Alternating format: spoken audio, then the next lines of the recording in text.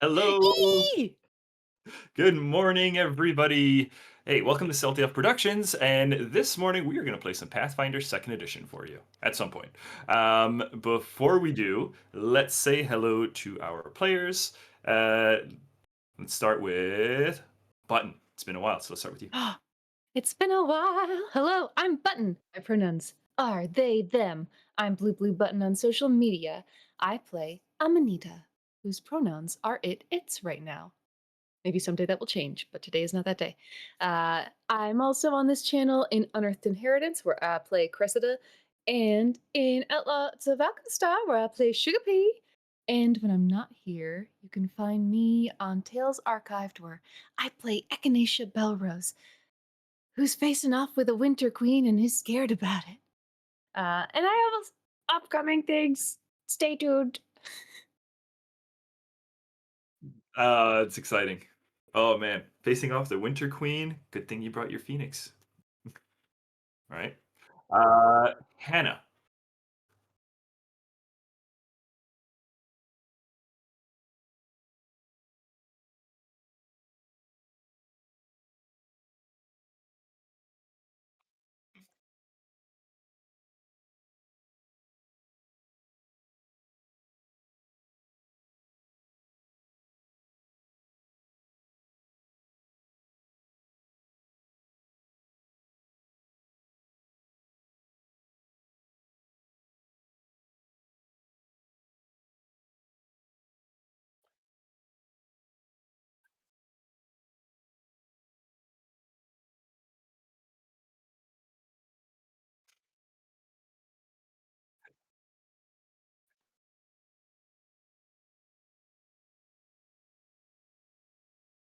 Okay.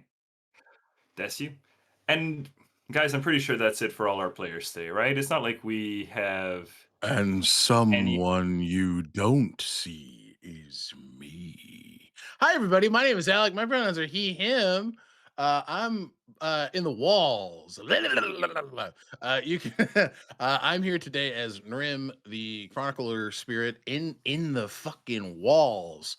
Uh, when I'm not here on New World Rebellion, you can find me also here in Unearthed Inheritance playing Finn Reese. Heroes of Histaeria, like I said, Unearthed Inheritance. You can follow me on socials on MRADDUP, Mr. Add Up on all socials. And then over at Tales Archived, I'm the Archivist for Known Realms Celeste, and I produce other content there.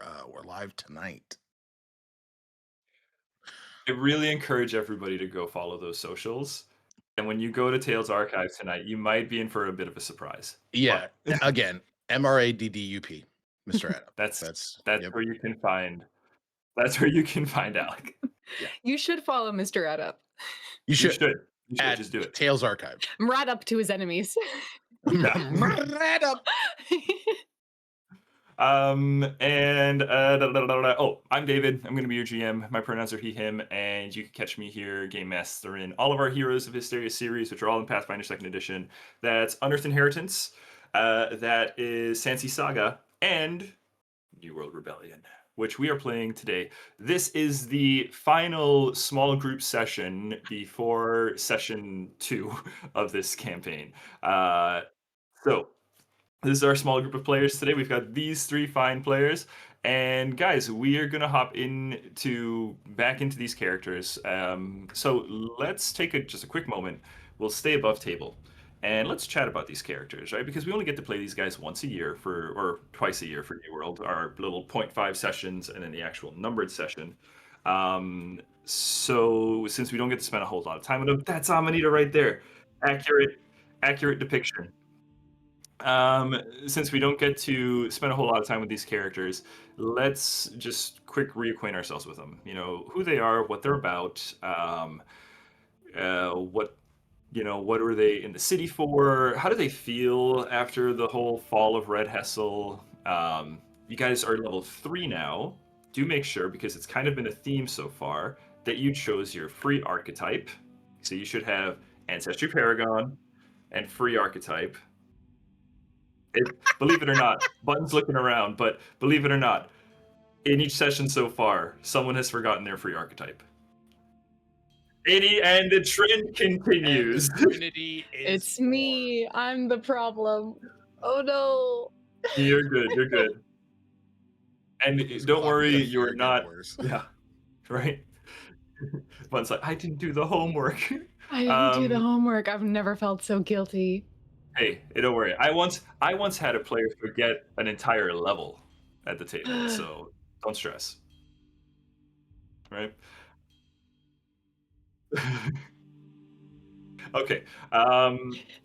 But keep in mind, though, I do allow lemon laws. So, like, if you, and I know you If it guys, sucks. if it sucks, you don't like it, we can always change it, right? We play these builds once a year. You don't get a whole lot of time, so we can be flexible with it. I'm a Choose dummy. something you like. I've been told Just where stick with to do that, where to enable it. I don't it. Okay. remember where it is. In your character, so you're gonna pull a demiplane, Mhm. and you're gonna go to the character builder.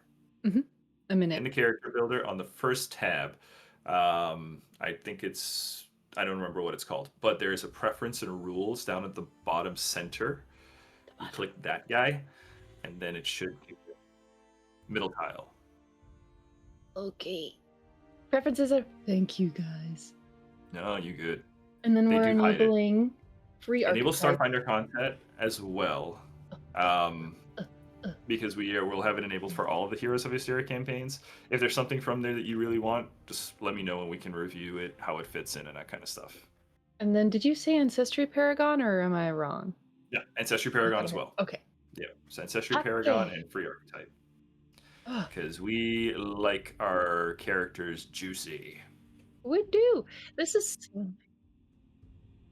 Yeah, you can have it turned on. I don't think there's a whole lot in there that's going to not be in the remastered content. So I think the only my issue with the legacy content enabled is that it really clutters every like list. So I keep it off for that, but you're welcome if you feel free, like if you feel like scrolling, go for it. All right. Well, tell you what, while Button is taking a look at some free archetype stuff for Amanita, why don't we talk about Hazel? Hannah, tell us about Hazel. Tell us who Hazel is, what she likes, what she dislikes, what's she in it for.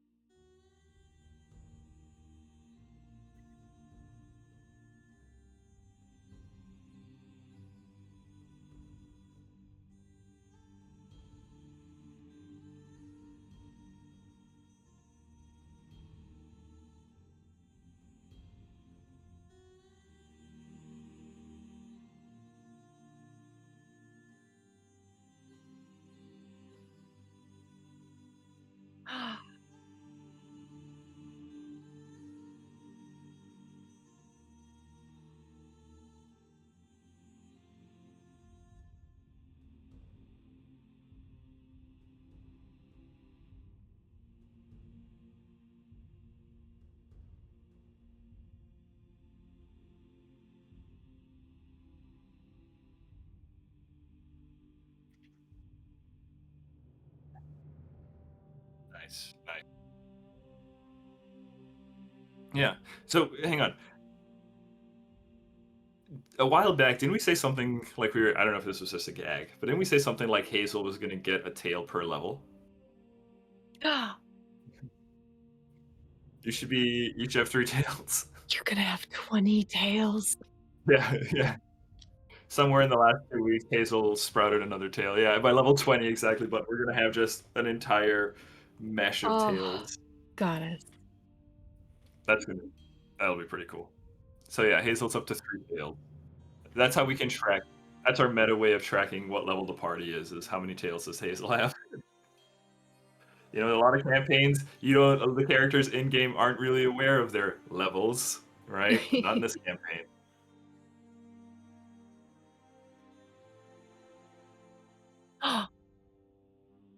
Hell And the third yeah. tail on Hazel. Okay. Okay. All right. Okay, and Hazel is a witch. You said your magic is very connected to the natural world, um, and you are all about this like cycle of rebirth. I imagine then, because we talked a little bit before we got on stream about what characters were kind of up to over in the 2 week gap between session 1 and 2. We know Amanita is in the process of building a very elaborate and well stocked garden in like some cavern space beneath Red Hessel, just off the back of the Stealthy Elf Inn. So Hazel, you helping out probably with that kind of with those projects?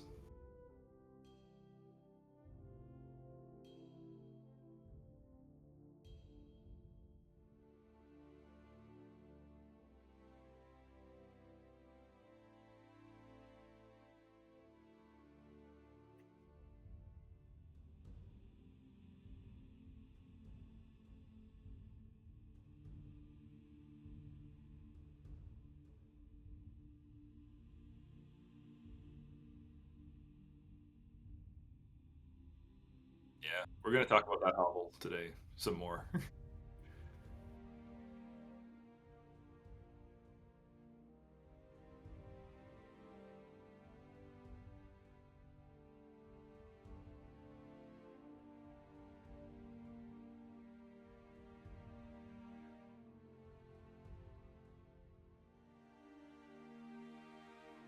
Right on.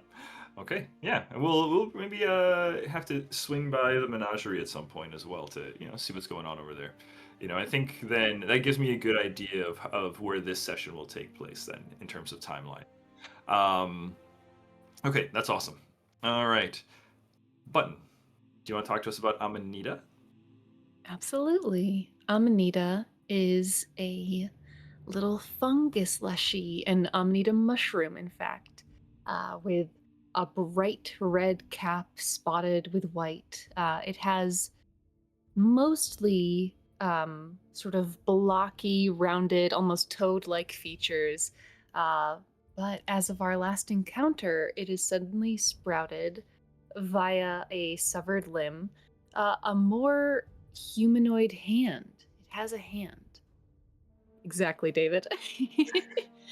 um, it was the familiar to the witch Maikine, perhaps is still, but it doesn't know where she is. And it has really fallen head over heels for Isfit, the only individual in this world, including Maikine, who has looked at Amanita and recognized its soul.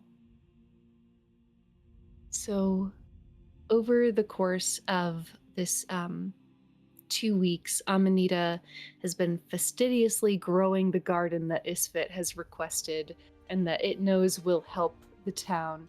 And I think in its spare moments, the only other thing it's doing, because it has a healer's toolkit, is making health potions. Nice, nice, That nice. that it's doing. That's awesome. And um, Button, we mentioned again off screen. Amanita isn't alone very often, as Amanita did at the end of last session. Recruit someone who it believed was the final like fated member of the party, the orc pig. Yeah, or big. Uh, So Amanita brought Orpig into the party, and Orpig has taken. Orpig is very fond of Amanita, having rescued him from the battlefield. So you do have a large partner in crime, very similar to Isfit Ugo. Between So them, Amanita yeah. never has to reach for the tall things Nope, that never, are out, because it's never about, ever. I think it's about 2 feet high, if I remember correctly. Yeah, that's pretty much where we were kind of landed on. And Amanita, build wise, you're a kineticist. That's correct. It is a kineticist with the dual gates of water and wood. Although wood is sort of misleading, it tends to more mean plants. There's a Correct. lot of plant growth abilities. Mhm. But yes, the dual gates of water, the deep, dark depths of some freshwater lake, and then the natural world from which Amanita itself was grown. Yeah, yeah. Yeah, I do. I recall very clearly the flavor of those like deep dark depths in your last Hero session with Amanita when you were like running away from some waves and you like pulled you manipulated it. Yeah, that was awesome. Okay. All right. Well, let's see. Over on the screen, you guys should see the character art, right? We still have our character art, courtesy of the wonderful Lycus D. Stratus, who does the character art for a lot of our stuff here on Stealthy Elf. So we've got Hazel over here. We'll have to talk to Lycus and get a third tail added on for you, Hannah. Right. Right. And then we've got Amanita over here on the right. Okay. Now, Hey, David. cannot forget that we have a... Hey, Hannah. I'm so sorry to interrupt, but I just have to let you know, in case we want to go back, that my mic was not working for that whole first part of the stream. Oh, no. Okay. Yeah, so- I mean... Take two. Hi, it's Thank me. you. Now I'm here. Sorry, guys. Who's running tech on this? Who didn't check Hannah's mic? I'm so Good sorry, Lord. guys. It's me. Alec, get it together. Unbelievable. I'm working on it. I'm so sorry. I'll be very fast. Hazel is a kitsune witch who spends a lot of her time at her hovel. She has this cute little home that she's cultivated for herself, and it's been kind of washed away in the last wave. So currently she's spending a lot of time rebuilding that. She is bouncing around to Amanita's projects, the garden. She's helping out with that. And she is also she's been going back and forth between these places and the Menagerie where she works, which is the companion house of the city. And her magic is very based in nature. She her themes kind of center around rebirth and regeneration and rebuilding. And she's a witch. She's part of a coven. I think I did it all. Yeah. What else? And Okay. I'll also mention this as like a bonus fact about Hazel. She's also the only character thus far who's actually died. Yep, I did that once.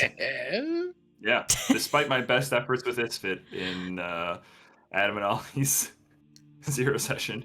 Yeah, so far the only one who's actually died. Working overtime to take these people out. I know, right? Okay, but yes, we do have a third character here with us today, Alec. Let's talk about Narim, because Narim is a unique entity, right? Yeah. I was thinking about it when you were, doing character intros, and I'm like, Narim's an NPC, and it's like, well, that's not necessarily true, because Narim is an EPC, an extra non-playable character. ENPC. So Narim is what David and I have described as a chronicler spirit. Something ancient, something quite natural. So this is a very good group for Narim to be thrust back into the narrative with.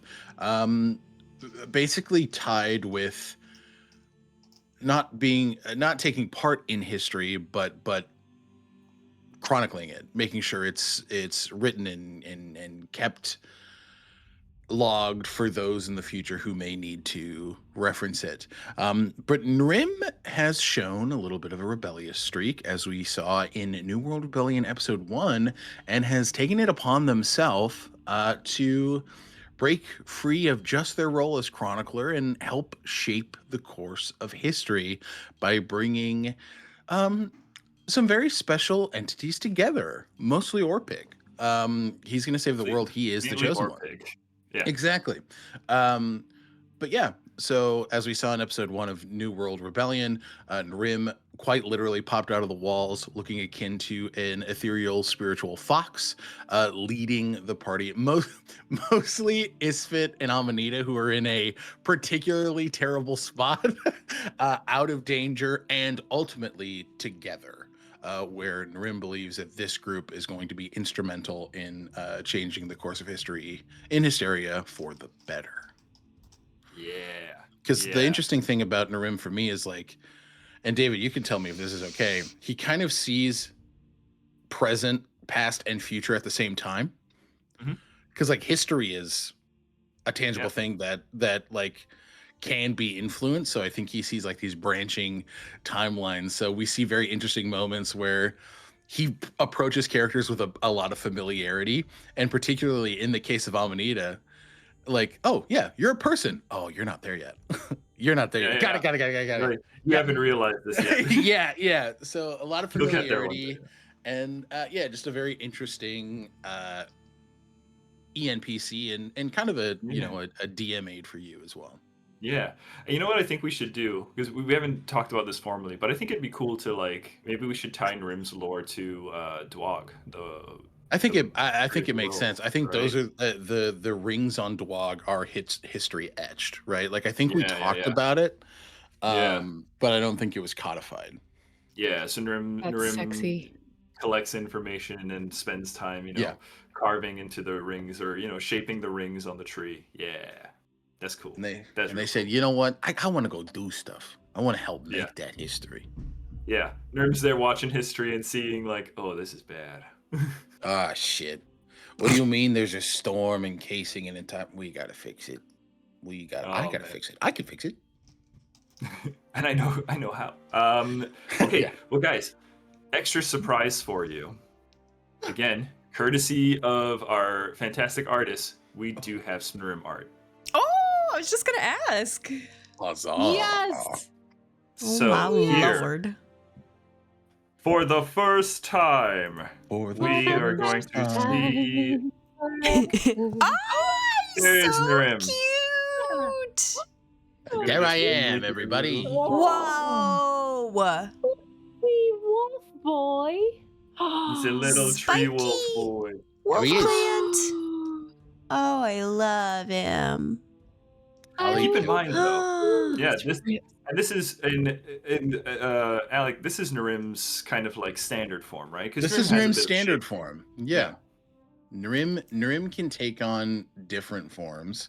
This is the one we Cool. primarily saw in the first session, but he can take on also the form of like an owl like creature. And the other one I picked was a badger because I just think they're really neat. Pretty You cool. got it. Love me a badger. They are pretty cool. We love a badger in this group. Badgers are lethal in Pathfinder. So That's true. lethal. Yeah. I'm gonna chew through a nautiloid. Right? Hey, I'm gonna chew through a nautiloid and Wouldn't take be a the first rocket time. launcher. Yeah. Yeah. But yeah, thank you, Ollie. Hell yeah. Awesome. Oh, Yeah. So this is props our to Ollie. I party love for his today. art. Oh man, yeah, he's It's a been party. in our Discord. Ollie's been churning out art like He's been crazy fucking- this last yeah. weekend. Like That man is Ollie's in his really shop fast. working. Honestly. Yeah. Go look up He Lycus is, D. Really Stratus incredible. on Yeah. Blue his hands are Sky. bleeding. Yeah, he's got His hands. art for days. Yeah. Okay. All right, guys. Well, this is an awesome little cast of characters, especially for today's adventure. We've already talked about Hazel wanting to check out her hovel, and a bit of a connection between Amanita and Hazel. And I think that connection also does extend very much to Narim, right? Narim, as you've spent more time with the party, you have found that you can maintain that physical form a lot more often. You've found that as you have continued to bond with the party, and a lot of this is kind of happening off screen kind of thing, right? These little interactions here and there, a joke shared with Caldor and Domingo, right? Doing a little bit of farming with Amanita and Hazel, and of course, Orpig. These bonds have helped tether you and materialize you a little bit more to the world, and now you are able to kind of come and go in this or any of your other various forms. Hell yeah. So let's go ahead and spend a little bit of time maybe at the Stealthy Elf Inn, where it was once a pretty nice Baroque looking 3-story tavern, but between the last wave and the destruction of Red Hessel, the tavern sank in a landslide and was buried. Astoundingly, the structure maintained its integrity and is now just a buried tavern, right? One that Isfit and Amanita have unearthed and inherited. And they now So dumb. and they've since moved in. They have brought the party back. You guys also do have an airship that is currently hidden away amongst a bunch of other ships to disguise it. But yeah, you guys do have this tavern to yourself where the party dwells.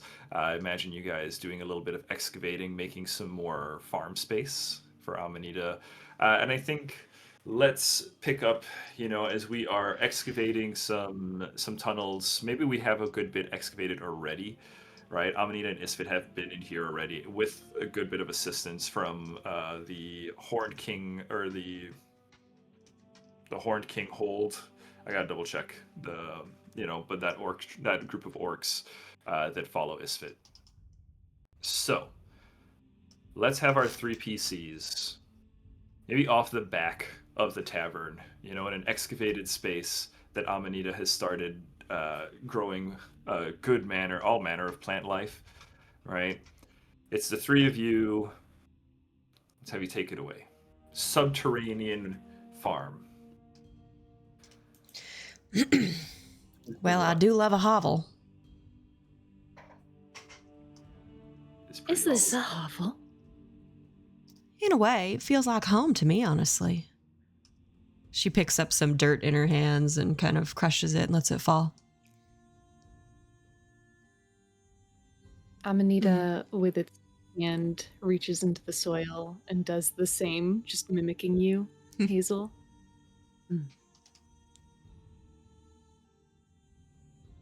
How's that hand feeling? They smell the hand.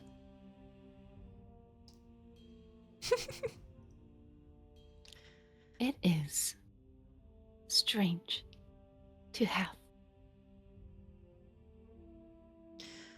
Yeah, well, it's strange to have 3 tails, too, so I kind of know what you mean. 2 tails, totally normal. 3 tails, it's just wacky. Yeah, please do. There is power in 3s. Amanita pets all 3 of the tails, and at petting the 3rd one, will create a little seed pod of fresh produce and hand it over to Hazel. Oh, thank you. She grabs it, pops it in her mouth. So are we, we're at the Stealthy Elf. Are we rebuilding here, or just kind of chilling?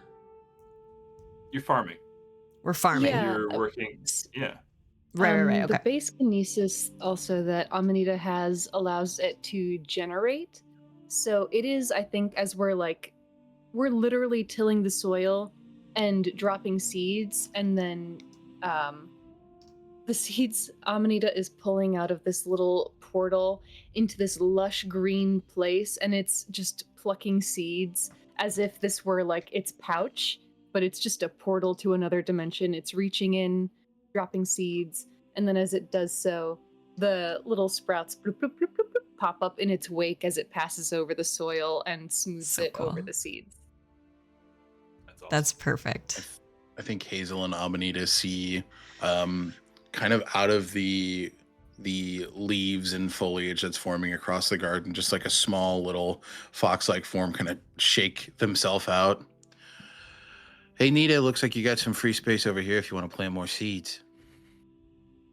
Nita. It bobbles over, very excited to have a nickname. Nita. And with its hand, offers the palm faced upturned as it has seen Maikine do for Nrim to sniff. He does, and I think you see the tail, which looks much like a rose bushel, just kind of expand out as flowers sort of bloom, like a positive response to the scent. Yeah, those are some good seeds. Those are gonna be delicious. Great work. Thank you, Nrim. If I may, I think Amanita will generate a little like twine basket. It starts to weave itself out of this portal, and they'll hang the little basket over Nrim's head, not like a collar, but just as like a holder. Oh yeah. And then again, fresh produce bloop, bloop, bloop, bloop, bloop, will start filling up into that pouch so that Nrim can also work with the garden. He kind of uses his nose to start like pushing up soil so Amanita can easily like plant seeds and just, yep, perfect. Choo! Excuse me. Oh no. That's all right. I got them. Oh, thank you very kindly, Amanita. I appreciate it. All right, now we're gonna do this. High five. He puts a paw up and like looks at your newly formed hand. So what we're gonna do here is we're going to impact these together, and that is a positive affirmation between friends. The gentlest. It's not a high five. Yep. Oh. Now that's good. That's good. Thank you, Nita. Thank you, Nrim. Oh. Starts doing it to itself as it keeps going. Guys, I got a quick Hazel. insert. Gentle. I got a quick insert, a hero point to Alec. Everybody gets a starting hero point, right? Yeah. Alec, I'm going to give you a hero point, though, because I love the idea of a dog teaching something else to shake. Yeah. He's slowly, while they're planting the seeds in the garden, Nrim is slowly planting the seeds of personhood so that Amanita can discover that within itself. That's awesome. And real quick, I want to check in on something. Amanita, and we'll just do a quick little above table check in here. Amanita, has it been revealed to Hazel at all that you are Mykine's familiar? I think so. I think we might have actually done it at the end of last session. I but think if we so, didn't, too. I feel it like would. that's happening. They Yeah. wouldn't have kept it a secret, though. Yeah. Okay. In that case, let me get a roll real quick. Our first roll for these characters, and it's actually going to be Hazel. Hazel, can I get an occultism roll, please? You can. I just boosted my occultism at the level up, actually. Let's see how this goes. Let's see if it helped. I am now an expert. 18? Not with that expression. 18? 18's good. At level 3, yeah, 18's fine.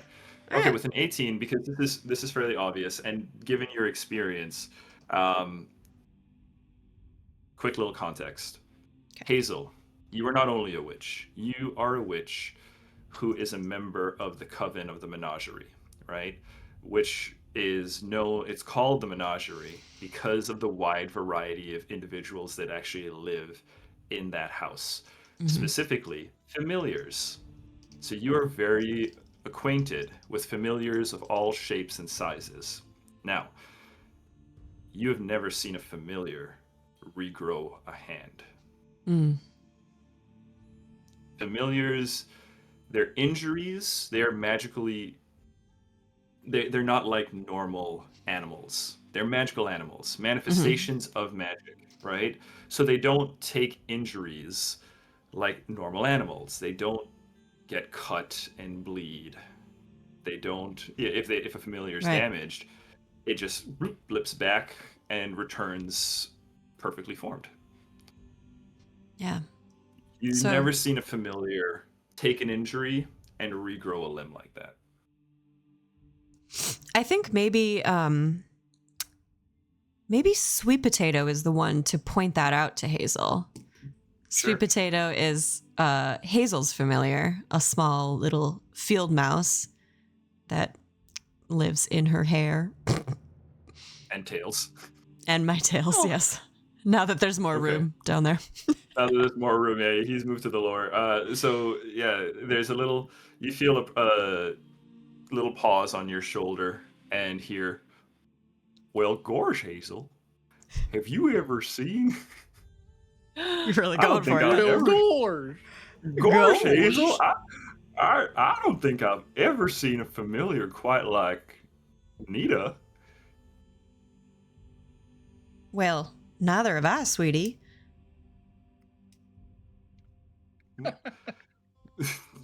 What you think's up with that?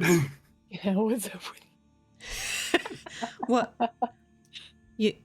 Oh, you're talking about the hand. Yeah, why, yes. Familiars don't typically get hurt quite like that. That is interesting. I didn't think of that.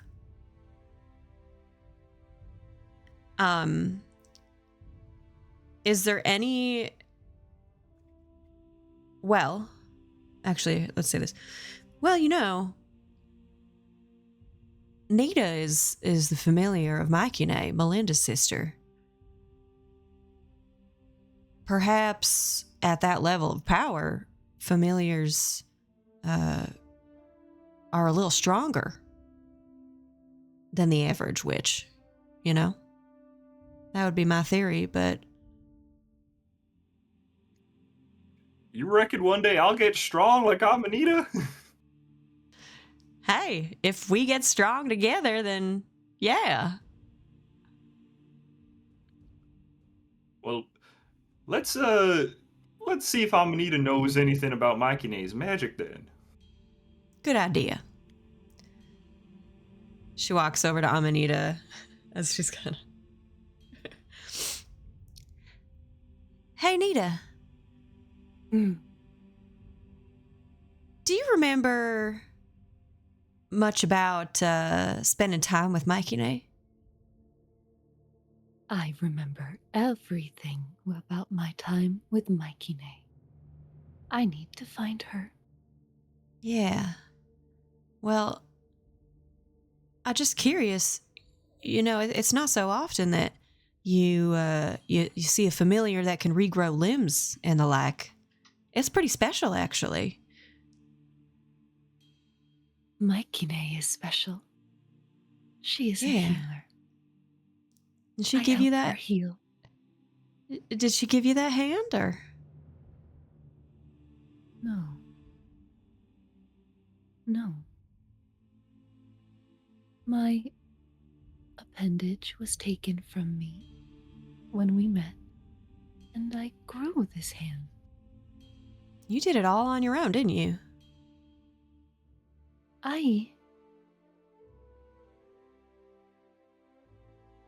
Amanita stops and has a thought for the first time in a while, and its face shows its unfamiliarity with that.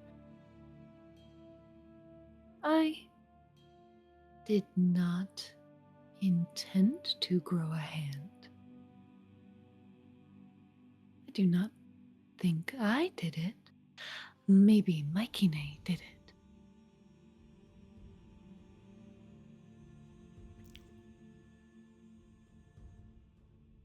Well, I just think it's mighty special. Sweetie here, points to Sweet Potato, is thinking he might want to grow big and strong just like you, be able to regrow limbs someday. Sweet Potato. And again, Amanita holds out its hand. So Sweet Potato hops it's in. fellow Leshy. Yeah, Sweet Potato hops into your palm, and your fingers, and kind of, sniffs them like Narim did. He kind of touches them and says, "Wowee! Real fingers." I do not understand why this one is different. It May wiggles I- its thumb. May I take a look? A little closer. Mm. And she'll take Nita's hand in hers and kind of just look at the palm and the fingers, just observe, see if there's anything she can figure out by taking a closer look at it. Okay. Let's see. You can attempt a medicine check, but I'll just say, like, upon initial inspection, it seems like it is a fully functional hand, right? It's Amanita's. Well, mushrooms don't have flesh, right? But it's the same tissue. It doesn't seem like. I mean, you're not feeling bones or anything mechanical like that. Mhm. But it feels like a fully functional hand. Different than the other one that's almost more frond-like, right? Mhm. Mm-hmm. Mm-hmm. Well, it's definitely a hand. um, why don't we put these hands to good use? Keep tilling the soil. And it, in true Leshy fashion, receives an order from a witch, and it continues its work. Hazel, Yeah. as you're watching Amanita work, I'm going to have you go ahead and roll an occultism here for me. Another. Mm-hmm. And this is kind of related to now that you've inspected the hand and everything, too. You got hero point. I know. I'm gonna use it. I know. I don't want a 3. That's so much better. 26. 26. 26 is a crit success for this recall knowledge. Let's see.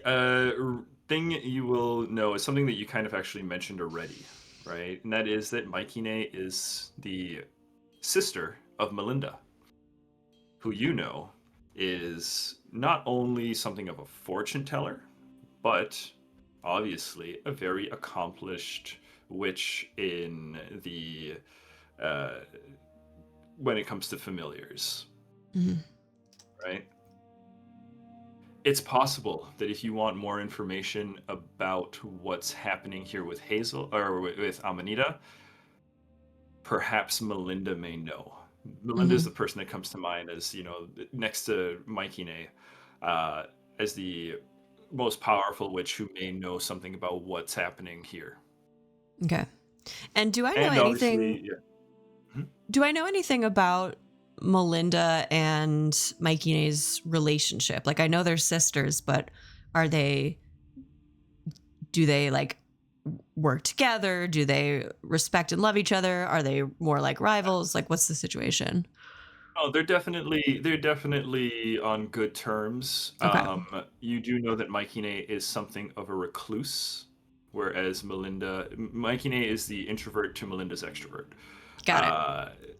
Maikine didn't live within the city of Red Hessel, right? But up in the mountains and stuff nearby. A very private individual who mostly enjoyed gardening with her Leshy familiars. Does she Living a have a very peaceful coven? life. Does Maikine have a coven? Maikine probably didn't have like a true coven, no. Okay. Right? Closest thing Maikine would have had to a coven was probably Melinda. All right. But again, that was biological relation there too.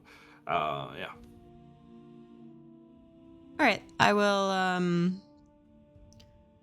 I think so we're like just kind of tilling. I think there's maybe like some old growth kind of like dying plants on the side that aren't doing so well, and Hazel will produce a flame to do sort of like a controlled burn situation on this little patch of old kind of forgotten plants. So she burns that away and then turns to Nita and says, "Hey, I know Alex someone spotted who something. might be able to tell you a little bit more if you're curious about that hand of yours." Someone in the city? Yeah. Remember I told you about Melinda, Maikine's sister? If you'd like, we could go. Amanita grows very reverent. Yeah, we could go pay her a visit if you like. I got some questions Yes, for her please. anyway. I must bring her and the city gifts. And Amanita scurries and plucks a bushel full of ripe fruit and then patters up to you, bobbling its big head a little too heavy for its body. Oh, she will love that. You are too sweet, Nita. Come on. I think Nrim, in the essence of tending to a garden, will look at Amanita and just kind of look at Hazel, shoot a little wink Hazel's way. Just not being playful, but watering the seeds that have been planted. You excited to see her? I have heard so many stories about Melinda. Melinda is a good witch, and Melinda is a friend to familiars, and Melinda is good at peopling. That she Maybe is. we So could learn says a couple Nickname. lessons. Well, here. You want me to carry that? And Nrim will shift into their owl form. You see two Ooh. curved wooden horns. Like how horned owls have the feathers that go up? Those exist, but Yeah. they're like horns that curl like a ram's, made of bark, and the same sort of like Cool. leaf like feathers and kind of brambles all around them. I'll carry it. You are a generous spirit. And it will offer the basket. Take it.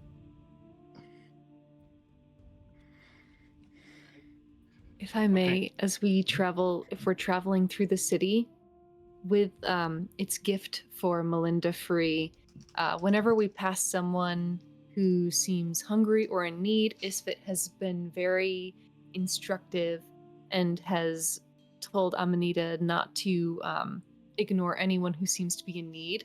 So with the fresh produce ability, it is handing food to anyone who seems hungry as we pass. Aww. Nice. Yeah. And as you guys are going, it'll be the three of you, four of you, counting Sweet Potato, and also the orc or pig, who has Amanita up on a shoulder. So Amanita, when you're passing out, you can just kind of reach down and hand it over to people. Anybody that looks at you or looks at the food a little selfishly, or maybe starts to think of taking advantage of your charity, right? They do see the giant orc carrying you, and they kind of go like, maybe we'll reconsider Later. that. Yeah. Okay. All right. Every So Orpig is also just Orpig has carrying privileges and is very full by the time we get there. awesome. Yeah, for which he's very pleased for. Okay. So our little group makes its way through the city of Red Hessel. The city has seen better days. In fact, it's hard to really call it much of a city anymore because it is mostly ruins. The central part of the city had kind of been caved out. There was a canal river that kind of bisected the city at one point during the last wave, as water kind of rushed, as tidal waves rushed into the city. And as you guys have discovered, there's quite a bit of cavernous space beneath the city. There was a giant landslide. The city kind of caved in under its own weight, leaving now a sort of giant canal and landslidden slope. There are a few sections along the exterior wall that have somewhat maintained standing, but the Stealthy Elf Inn is amongst the buildings that got buried. And as you guys are now walking on the surface, you are passing maybe a few errant rooftops, that were once towers, still kind of erupting. A lot of the buildings, or a lot of the structures that are left standing, are missing giant gaps of stonework, right? In silhouette, a lot of these towers, you can see sections of the wall missing. You can see hollowed out and broken dwellings all across.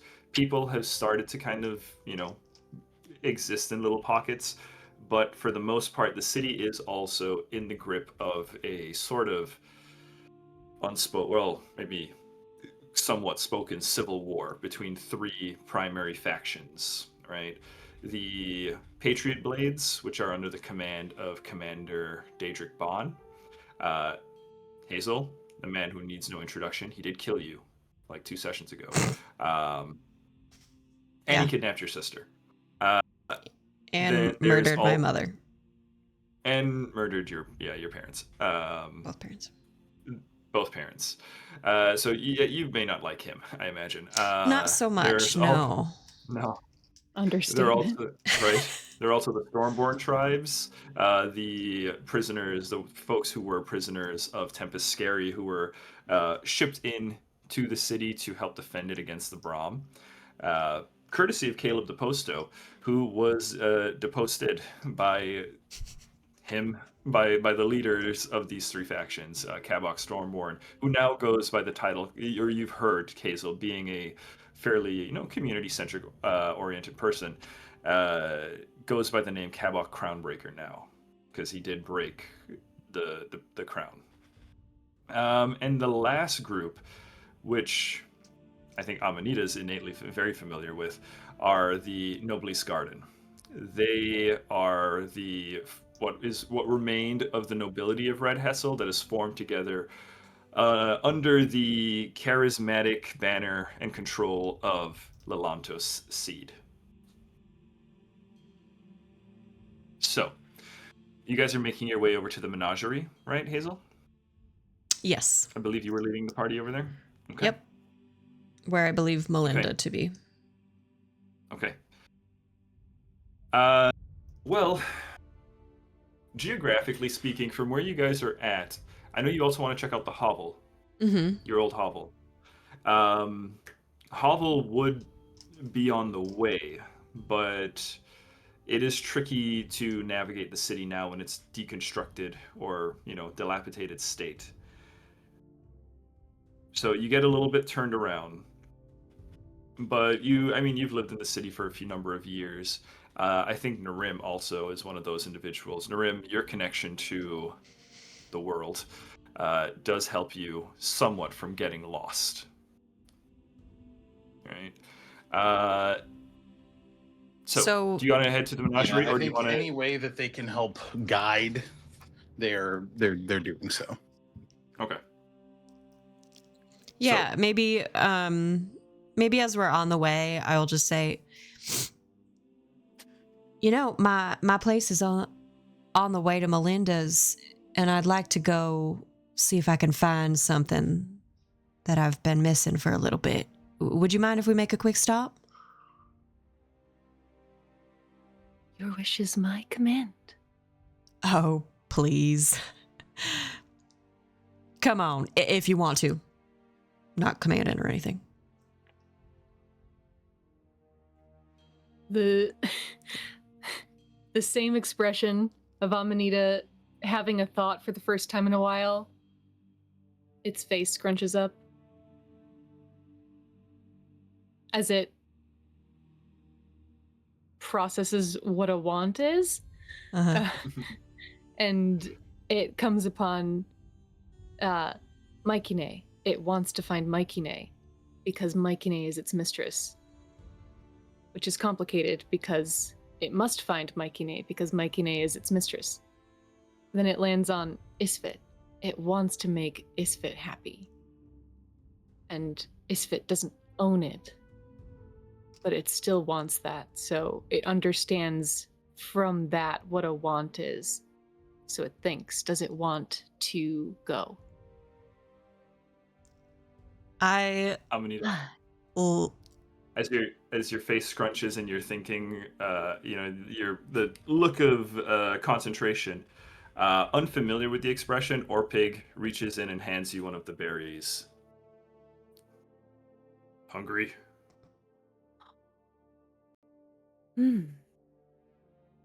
It also is like, do I hunger? Yeah. Its face scrunches further. I don't know. Then it looks to Hazel. I do want to see another witch's home. I wonder about other witches. And it looks surprised to have strung that much of a notion together. I think... Oh, Narim, you were going to say something? I was chuckling. Go ahead. Okay.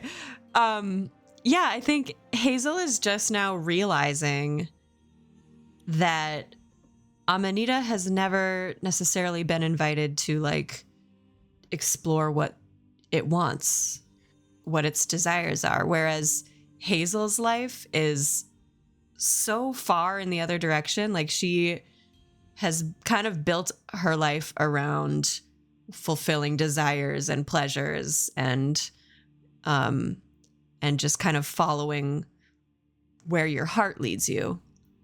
So seeing this struggle in Amanita, I think Hazel maybe sees like a little opportunity to like help Nita find that part of itself.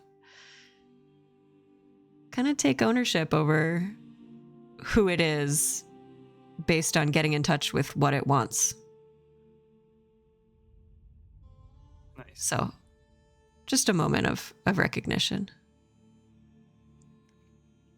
In that moment of recognition, Amanita and Hazel, the two of you start to bond just that much more. And I think this has a quite an interesting effect on you, Narim, as you can kind of sense that bond growing. You can sense these two individuals finding value and care in each other. Yeah. And I think it's imperceptible to Hazel and Amanita, but there's more of a tangibility to Narim than there was before. It's imperceptible because of how small it is, but Narim has occupied this form for forever. I mean, this is all they've known, and it's an interesting mirror to the party and specifically to Amanita, where it is exploring this sense of personhood. Narim is becoming a part of reality. Oh, Instead of just being a spirit. Cool. Yeah, and I think he chuckles and just says, the plants are growing in very interesting directions. I am very excited to see where they go. And perfectly kind of in that essence, Narim, can I get a perception check from you, please? I'll kill you. Hey, we'll see. You. This is your initiative roll, so... I do not think I am capable of it. Yet. Beep, beep, boop, boop, bad, boop. I didn't grab dice. I did it now. guys, the light coming through my window, if I hold my hand in the right place, is I keep absolutely seeing fucking that. blinding. It's really It was pretty bright. awesome, Button. It lined up perfectly with your hand when you were handing the berry over to, I think, Narim or Amanita, and it was like, whoa, Oh, look at those magic. extra effects. That's actual magic. It also happened when you were petting the tail. That Hell looks yeah. so cool, actually. Oh my god. Yeah. I got a natural 20 for a 34. Okay. Yeah, that's real good. Yeah. Narim. So what's wild is that I know we had talked about, Narim being somewhat familiar with the city a little bit, because Narim is just somewhat familiar with the world in general. But the shared intention of these two to go to Hazel's hovel guides you perfectly, despite the destruction of this place. Mm-hmm. The space, you feel the desire, you feel like that innate desire from the individuals with you, guiding you to that space, despite what's happened here. There are moments where Hazel, you would actually be kind of thinking, oh, well, it should be maybe over here, right? And Narim, you can do a soft guidance and you go, no, it's further down this way. Yeah, I think Narim's vision is essentially like twofold, right? Like when you're looking through two different strengths of your glasses, like one, the top set is what the city was before this. And the second is as it's being destroyed, seeing where things are landing and seeing how the path ahead has shifted so that Narim just knows what to circumvent, where to go. And yeah, just like you'll kind of feel like a gentle puff of wind at your back, Hazel, as Narim will kind of just flap their wings a little extra hard, like, oh, we just want to go this way, this way, this way. Yeah, and as we're kind of guided in that direction, as soon as we take the turn to kind of correct course, Hazel begins to flame from her shoulders, neck, and head. And it's not harmful or hot. It's just as she's getting closer to home, she something activates in her. Hazel. Hmm.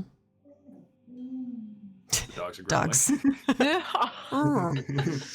Hazel, you sense a Narim growl. That's stubbed his actually toe. Hazel. Yeah, Narim stubbed the toe. Okay, Hazel. Mm-hmm. Sure enough, with Narim's guidance, you find yourself staring at the door to your home. It is not where you expected it to be. The structure, having been pushed along by the tidal waves, seems to have been crammed in between other buildings, other now ruins. And as you make your way to the door and your hand touches the doorknob to open it up, there's a bit of it sticks at first as it jams. It doesn't quite open smoothly, which is a somewhat unfamiliar sensation. Let's just take a quick moment. Hannah, describe Hazel's hovel to us as Hazel would remember it.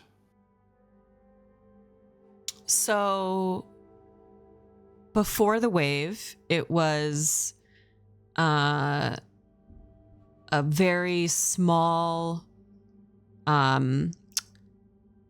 structure kind of built into the side of a hill.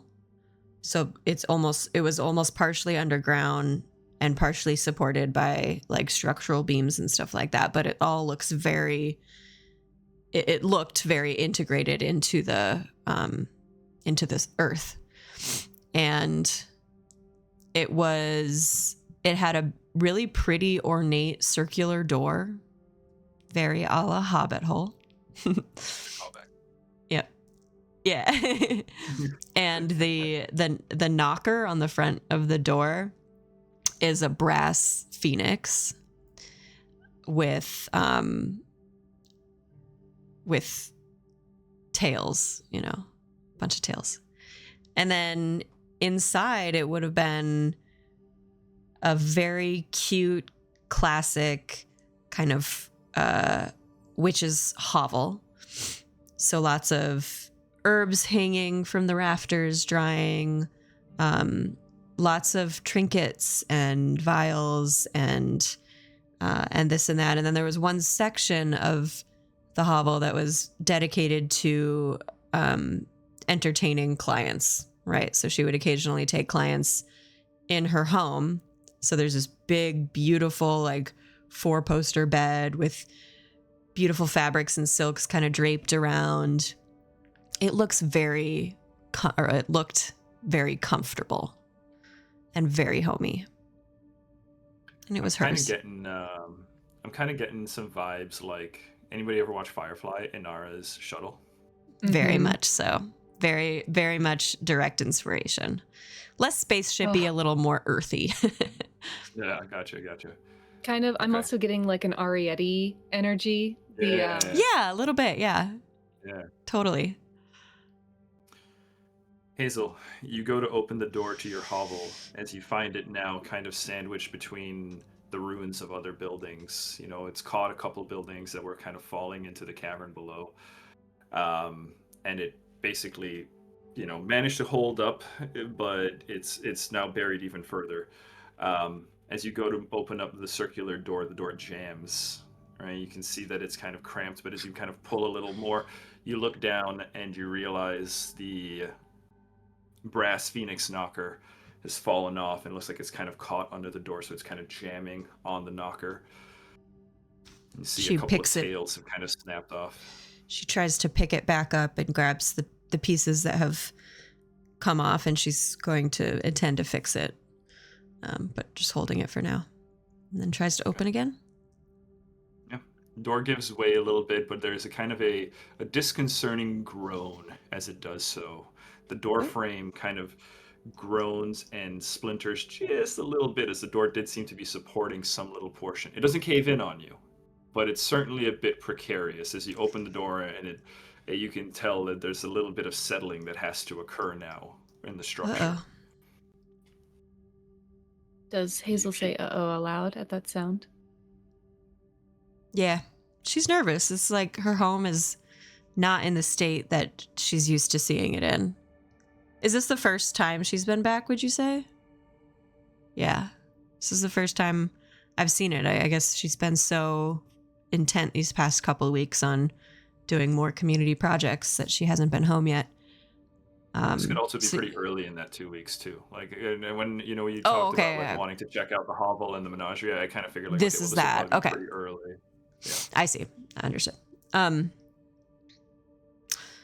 So yeah, it creaks and she says, "Uh-oh." She kind of looks and listens and tries to get inside. Yeah, you're able to do Here. so. Yeah. Sorry, Amanita, go ahead. Just hearing the concern of a witch as she steps across her threshold, which is a very important thing in witchcraft. Amanita does its part. It falls into the routine of a familiar, of a Leshy. And using its extended kinesis, it's going to use the sculpt ability to reshape the door to perfectly fit the new shape of the frame. Oh, cool. Nice. I don't know that ability probably didn't. I don't need any sort of roll. So yeah, you're able to. You just reshape an existing element. It has to be wood, metal, or earth. This sounded like wood. Sounded like wood. Yeah. It is definitely wood. Yeah. It can't be made into like a weapon or anything. It's just it reshapes the element. I think this is the perfect. That's perfect use. I love it. Yeah, textbook use. Yeah, Hazel kind of creaks the door open, goes, "Uh-oh," Amanita falls in place. And Amanita, just for flavor-wise, are you using your human hand or the frond as you touch the door? It touches the door with its human hand. I think it catches the door with its human hand. And as it closes its two big bulbous eyes, it leans its head against the door and listens to that creak. And with its humanoid hand holding the door in place, its little frond sort of sweeps the door itself and reshapes it in the frame's image. But I think as it holds the door, it has a strange feeling. It's always had to have others hold doors open for it. Open, like, handles were not a thing that it could just access until now. And it starts to understand the use of a thumb. Oh, that's brilliant. Great callback. I remember very clearly in the first session, because I re-listened to it, Amanita really getting thwarted by doors. That's right. Look at you learning and growing. Yeah. Narim, is you and Amanita kind of marvel in the accomplishment here. Hazel, you see the inside of your hovel for the first time since the last wave and since the fall of Red Hessel. The herbs that were strung up now are not strung up, but still partially attached to the roof and just dangling against broken walls, splintered boards. Your glass vials are shattered and they litter the floor. As you guys open the door, a little bit of light. Keep in mind, this is the night area of Histaeria, the night realm. So I imagine, you guys might have a little bit of light source. Hazel, actually, you are doing a little bit of flaming glow right now, too. Yeah. Right? So that firelight of yours kind of catches and sparkles on the floor, catching the glass vials, shards. Your four-poster bed has one single poster still standing, and the bed itself has been crumpled and swept into the side of the room. Uh, your home in utter disarray, destroyed. I think the sadness on Hazel's face is very obvious. She's looking around, and nothing is as she left it, and things are all in the wrong place, and she takes a deep breath, wipes a tear that's coming down her face, and heads to a cupboard underneath where the sink was, little kitchen sink. Mm-hmm. And she's looking for a small, like a mini hope chest. Mm-hmm. Just a small Right. box that would have personal items in it. Yeah. I think you're able to locate the sink, but getting to it's a little tricky. You've got a lot of debris to move and like dig your way through. Mm-hmm. So we'll say the party, you all kind of move into the hovel. Orpig is going to stand guard out front. Just, but with being an orc having dark vision, very okay being the watch right now for you guys as you do what you can to salvage what hope Hazel may have still buried here. Can I get perception checks from the party? Mm-hmm. Rim, that includes you. Keep in mind. Oh, wow. 13. Okay. Auspicious. 33. Jesus. And 23. 23. Wow. Okay. 33, 23, and 13. Yeah, That we does hit Hey. all Look at of us. these. witchy. That's That's really satisfying. cool. Good job.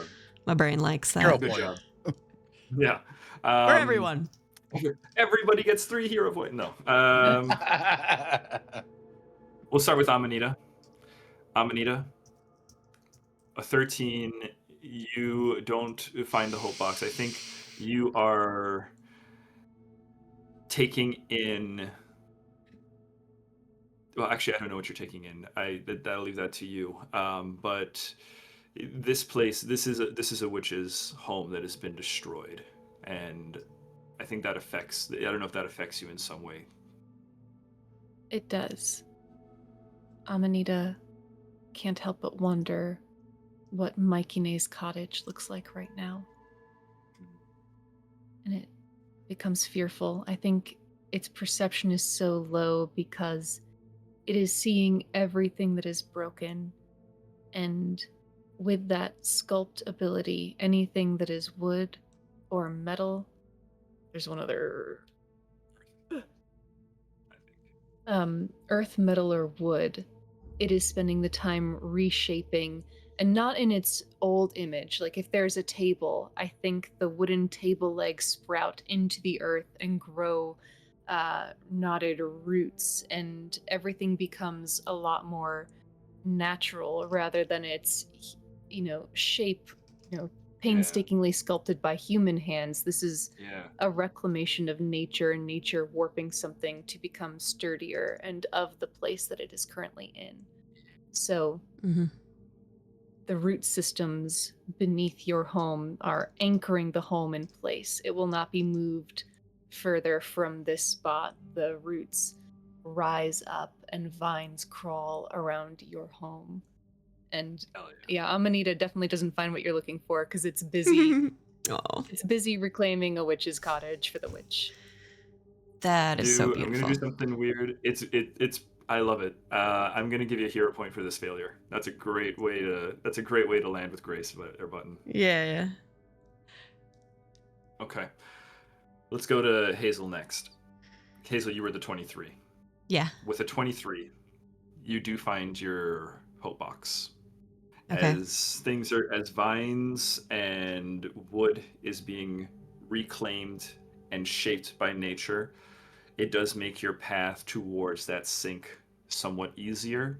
You're able to get there and look underneath it, and in a small corner, the sink has kind of cracked a few bits of the cupboard below it, but just in a corner, pushed up against it, a little bit damp still, is your chest.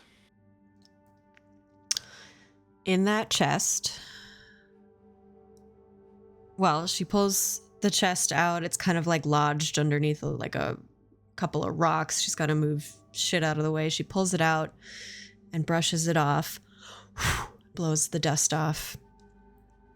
And it's this really ornate, some kind of red wood with lots of knots and like veining.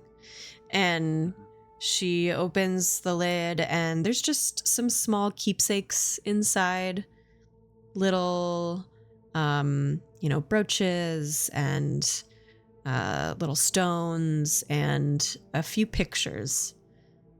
I'm gonna say, yeah, can there please be a picture of you and Tamara? That's exactly what I'm looking for. Perfect. She's looking for a picture, one of her favorite pictures of herself and her sister when they were younger, and they're just laughing really hard at something in the picture. And that's what she's looking for.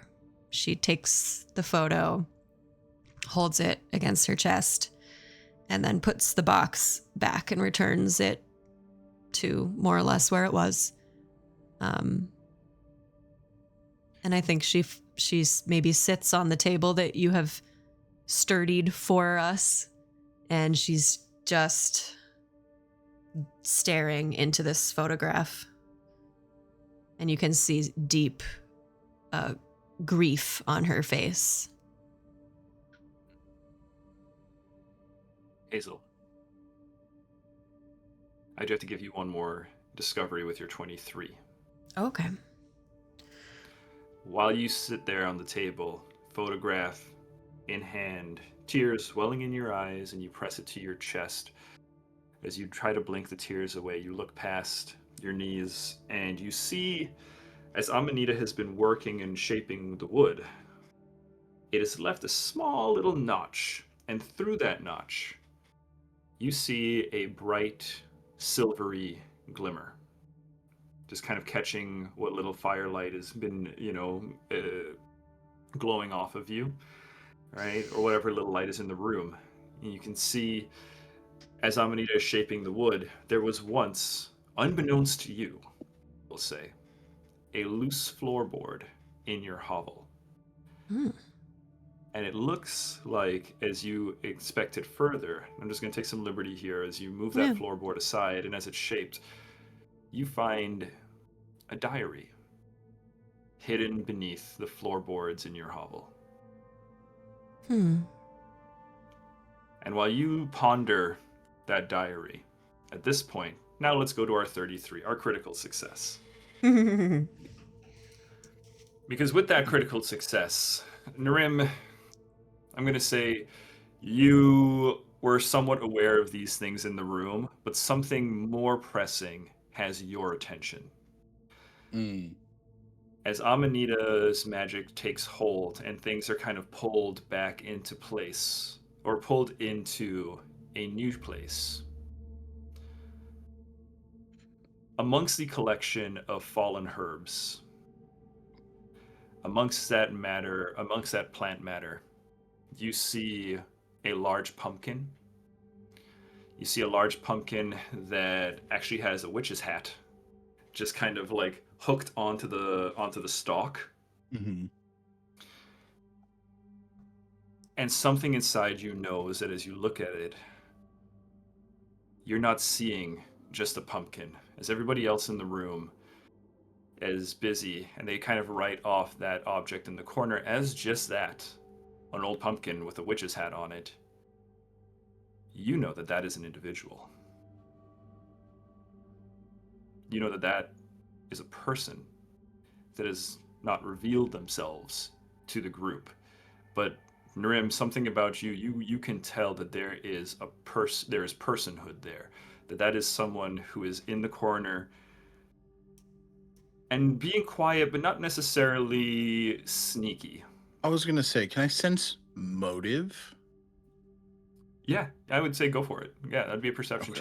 check. I'm going to ride your critical success because Okay. that was also a perception check. Because right? just seeing how this person is trying to conduct themselves is really going to paint Narim's response. I would say they're not trying to conduct themselves with any sort of, definitely no malicious intent, Okay. but just sort of an intent, a sort of passiveness, a sort of stillness about them as they are observing what happens, and they're not responding out of any attempt to maintain mystery, but Mhm. just because it seems to be the thing to do.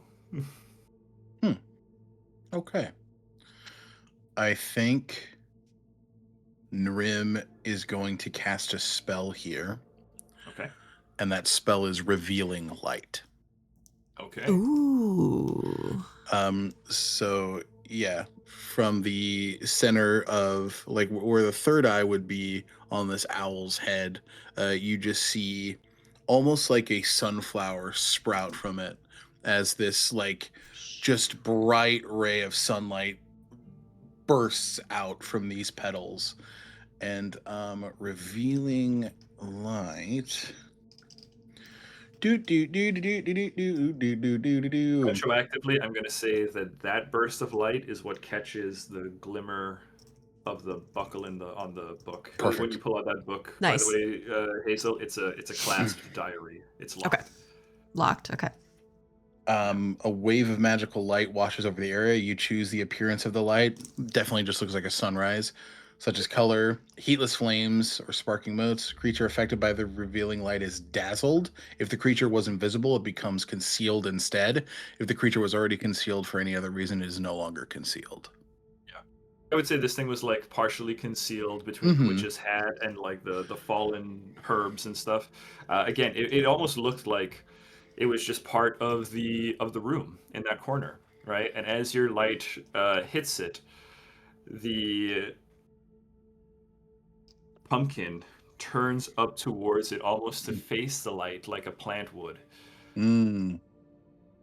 And it kind of basks in it, and you all see an expression, a very passive, peaceful expression on the face of a pumpkin leshy who starts to unfurl its body to stand up and bask in that light.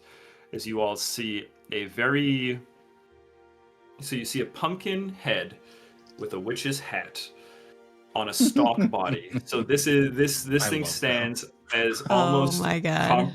structurally compromised as Amanita does, as the head just Oh. kind of hangs heavily forward. The hat's just barely hooked onto the stalk, and it like stretches up. You can see where it would have like joints are smaller gourds of pumpkins and the Oh. like. And it has little leaflet fingers. It is a good bit taller than Amanita. I would say it's probably 3.5, pushing 4 feet. Not taller than any of the people in our party, but certainly taller than Amanita. And it's very slender shaped. And it kind of looks up and it goes, "Oh, how lovely." Hello, And I young think one. as you Oh. say, "Hello, young one." Yeah, as you all say hello to it and greet it. Hazel, you recognize this individual.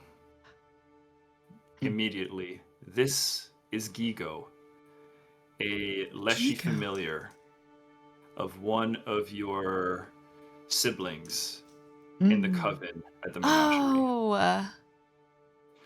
And right there, as Narim reveals Gigo, and Hazel, you recognize this pumpkin Leshy, who is now in the process of standing up very slowly, the way an ant would move. This is where we're going to take our break today. Hell yeah.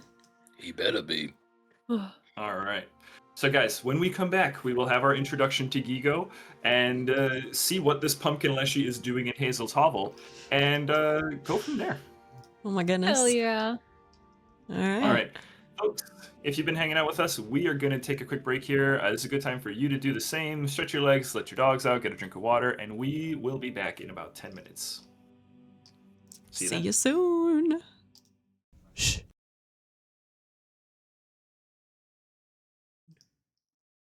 Hiya.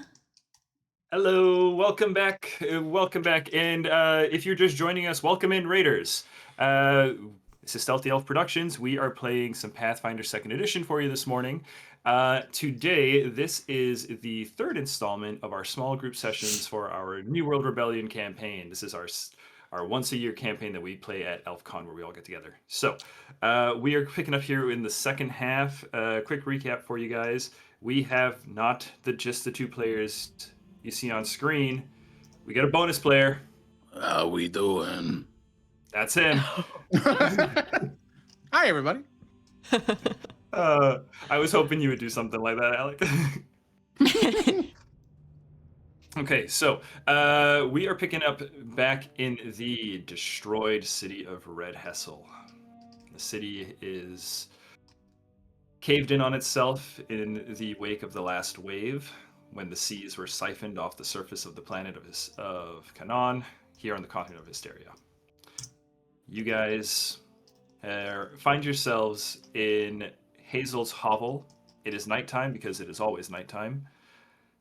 And in this destroyed witch's hut, Narim has just revealed, with his spell, the pumpkin leshy Gigo, who stands at a titanic 4 feet with a overly large head that kind of slumps down and hangs on his very reed stalk pumpkin vined chest.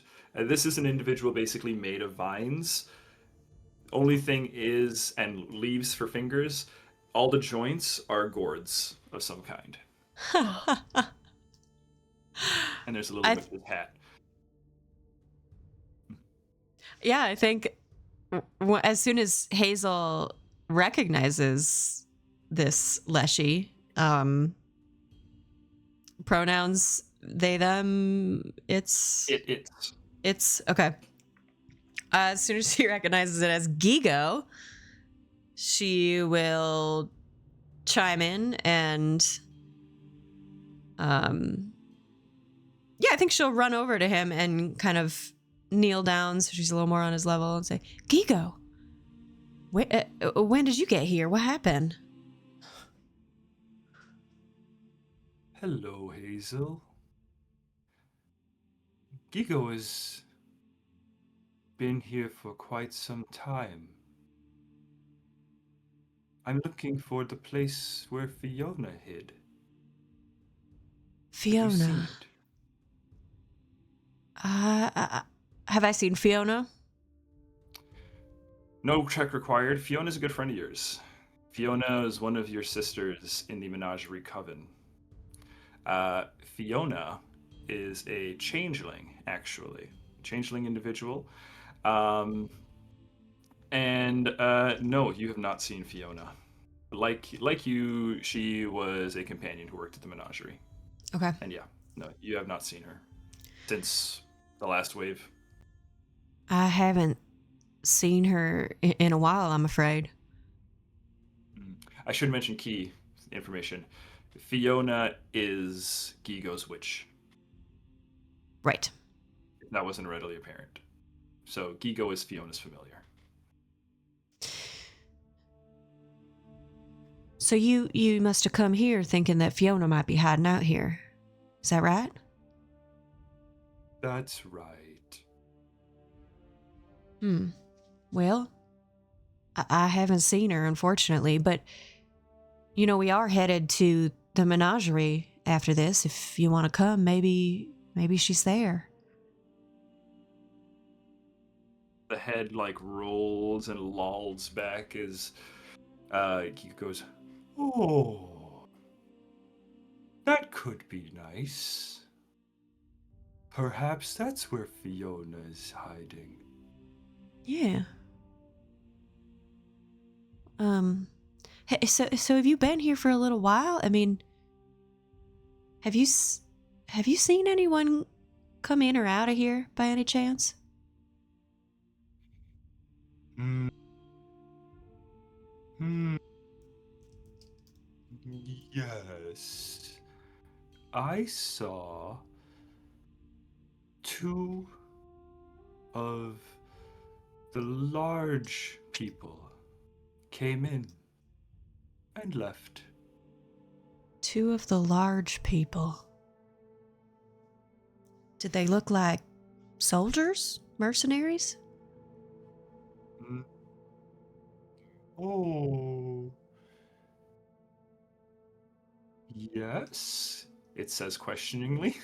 Do I trust the answer? That's up to you. Yes. Well, you don't sound super confident, but is there anything else you can tell me about what they look like? Narim kind of gestures to Orpig.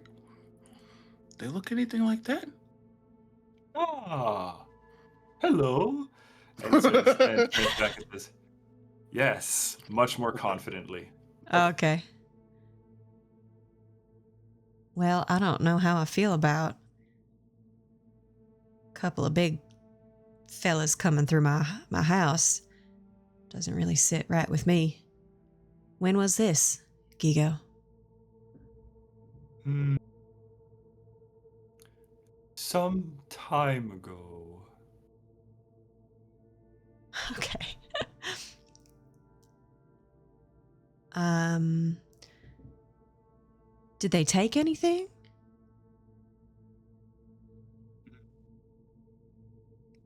No. No. Did, No. okay. Were they looking for something? Or someone? They did seem to maybe lose something, yes. You remember what they But they said didn't at all? find. No. All right, that's okay. I didn't. Gigo didn't understand. All right. Gigo doesn't speak Orcish. Right. All right, well, thanks for keeping a watch on the place at least. Maybe we head to the Menagerie, see if we can find Fiona, and we're looking for Melinda right now. Hazel, Yeah. can I get a society check from you? This is a recall You knowledge. sure can. Let's see. A recall knowledge. Recall knowledge. All right. Society. Be 21. 21's good. With a 21, what you recall is that it does make some sense for why Gigo would come to your hovel to look for Fiona. Fiona, one of your sisters, you know that she and Melinda did not get along very well. As I mentioned, Fiona is a changeling. That means that Fiona is the child of a witch or a hag. You know that Fiona, there is rumor that Fiona is actually Melinda's daughter. The father is unknown. Okay. But lending some credence to those rumors is their relationship. Fiona was notorious for pushing back on Melinda, particularly on the issue of clientele. Melinda did not want anyone taking clients that were not properly vetted by the Menagerie. She highly discouraged taking on private clients. And Fiona wanted to do that? And Fiona often did as a form of rebellion, yeah. Given their relationship, as again lending credence to the fact that they may be mother and daughter, was the fact that Fiona's rebelliousness was often the talk amongst the companions was that Fiona's rebelliousness was just a kid lashing out. Yeah. I think before we leave, Hazel suddenly, oh my gosh, where are my manners? Let me see if I can get some tea made for us real quick. She's kind of like fumbling around. Everything's a mess. But the hearth, maybe with the shape earth or whatever you were doing, has kind of cleared out at least a little bit, enough for Hazel to cast ignition and start a little fire and just get a pot of tea going while these conversations are sort of happening. And gives everyone a bit of tea because she is a proper host. Yeah. Gigo walks up to the table that you saved, Amanita, and sorry, kick my camera. Just kind of rests, boom, elbows on the table, two pumpkins, just kind of boom, heavily rest. Narim, you're there as well. As Gigo looks at the two of you and just raises a hand made of vines, fingers kind of curled leaves. You know when leaves will kind of like wrap up around themselves, right? Mm-hmm. That's what Gigo's fingers are essentially. This waves. Hello. My name is Gigo. Amanita sits. Actually, Amanita doesn't sit. Amanita has been following Hazel, just providing assistance where Sweet Potato might be too small to reach things. It's a little bit taller. And as Gigo greets it, it turns and holds its frond and its hand to its heart, and all 2 feet of it, with its bobbly Amanita mushroom head, bows. And I think there is a moment between the 3 Leshy, the 3 familiars in this place, where the green life light of Vitae pulses for just an instant in all 3 of their chests as common purpose is shared in the aid of the one witch who is here. Yeah, that's perfect. Narim, that pulse of Vitae is particularly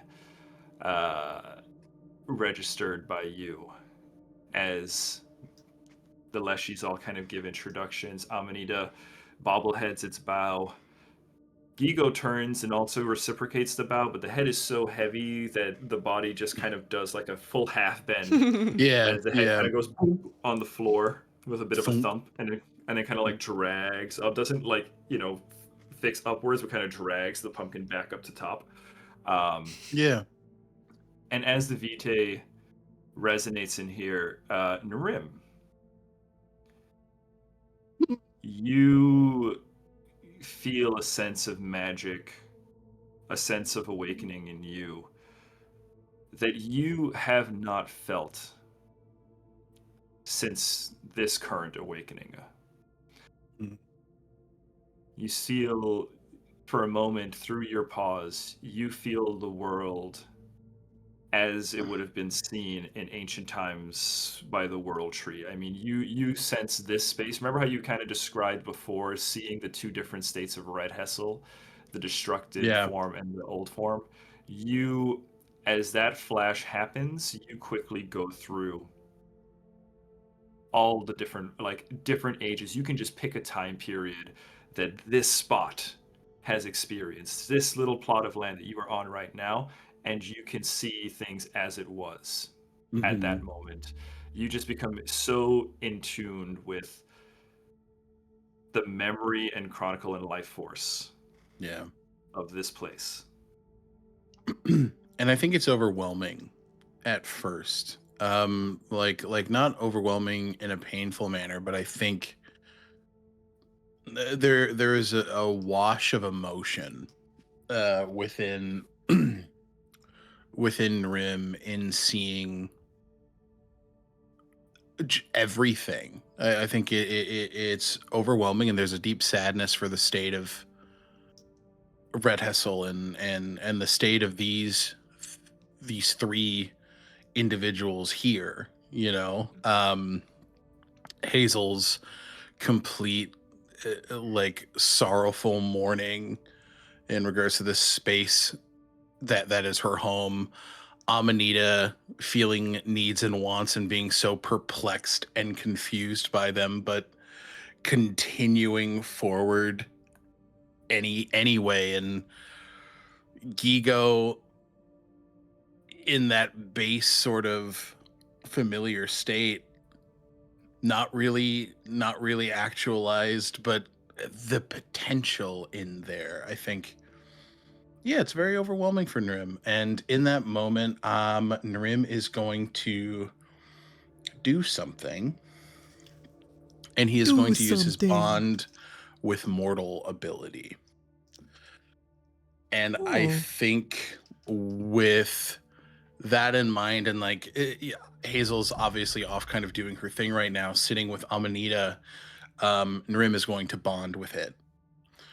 And this feels similar to the photosynthesis that you experience with the sun. There is this swath of warmth that just bathes you, Amanita, as Nrim shifts the light bright into a corporeal form. And it is a corporeal wolven form, not quite a fox, not quite, a kit like they have been, but a more solid, larger, protective force. The seeds are being cultivated here, and they're going to do everything they can to protect those seeds. So for the duration, you get a +1 status bonus to attack rolls and a +2 status bonus to damage against constructs, objects, and structures constructed by humanoids.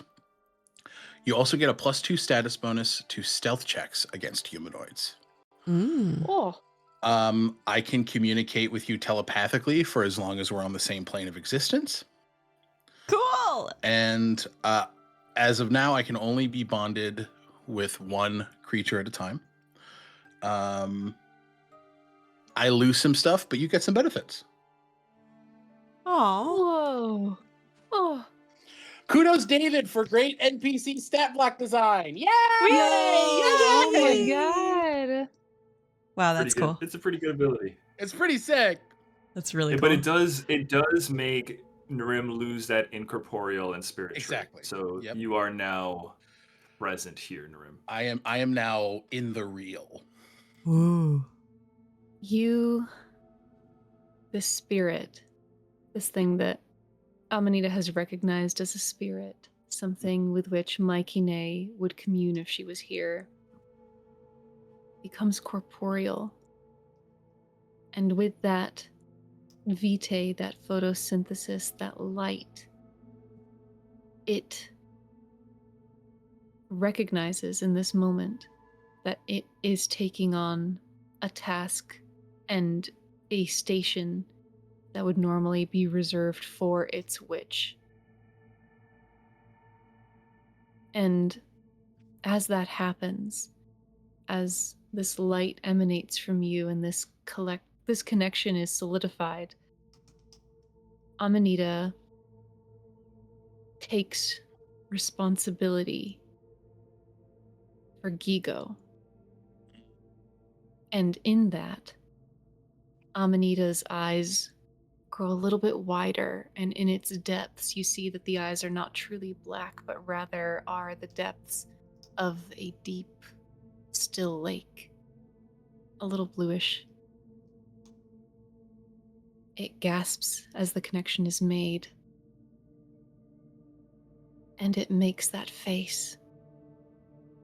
That signifies that it is having a thought, a rare occurrence. It looks to Nrim, but it speaks to Gigo. My witch was also vanished.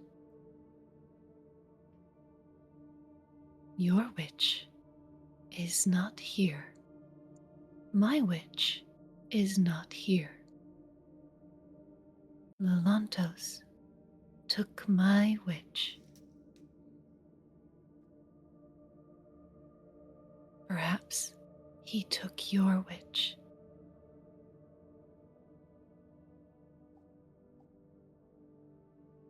As you speak, Amanita,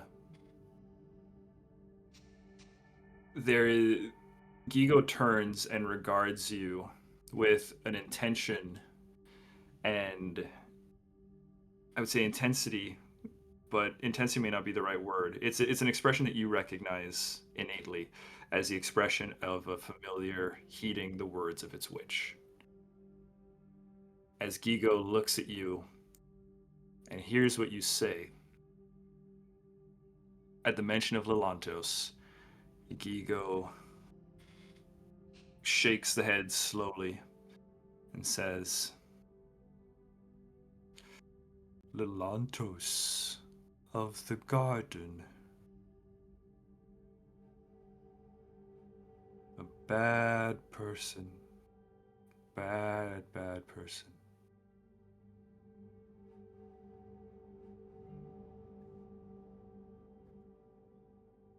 It says, for maybe our witches hide together.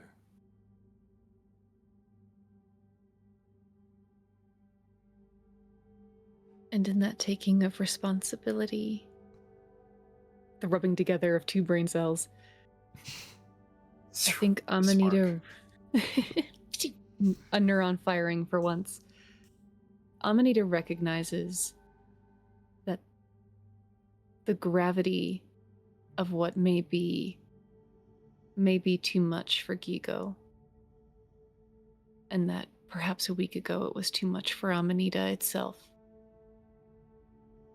So it does not press the fear, the insight, the possibility. Instead, it turns to Nrim and extends that one humanoid hand, that new appendage, recognizing that it is becoming something more than it was. And as it reaches out, it touches and pets Nrim's corporeal, soft ear, recognizing that Nrim has become something more and something different as well. And that connection in the mind is solidified. As Amanita says to Nrim mentally, I fear the death of my witch. I know. And I'm sorry that you feel that fear. But even in the most undesirable of seasons, growth still happens. We still have a path to walk, a path to discovery, to find your witch, and to help her. Whether she is here, and the tone begins to shift as Rim's voice as a spirit is meant to incite warmth and a sense of safety, but the older thing within Rim begins to take seat.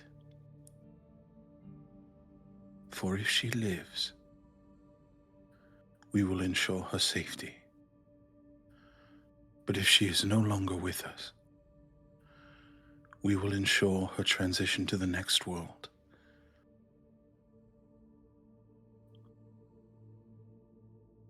Is a beautiful thing.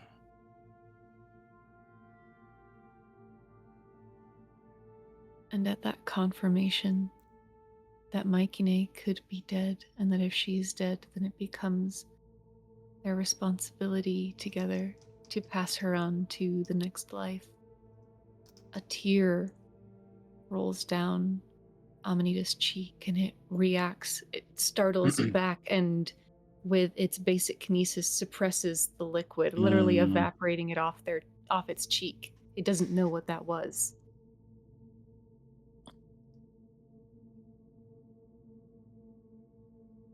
That is sadness. At the idea of loss.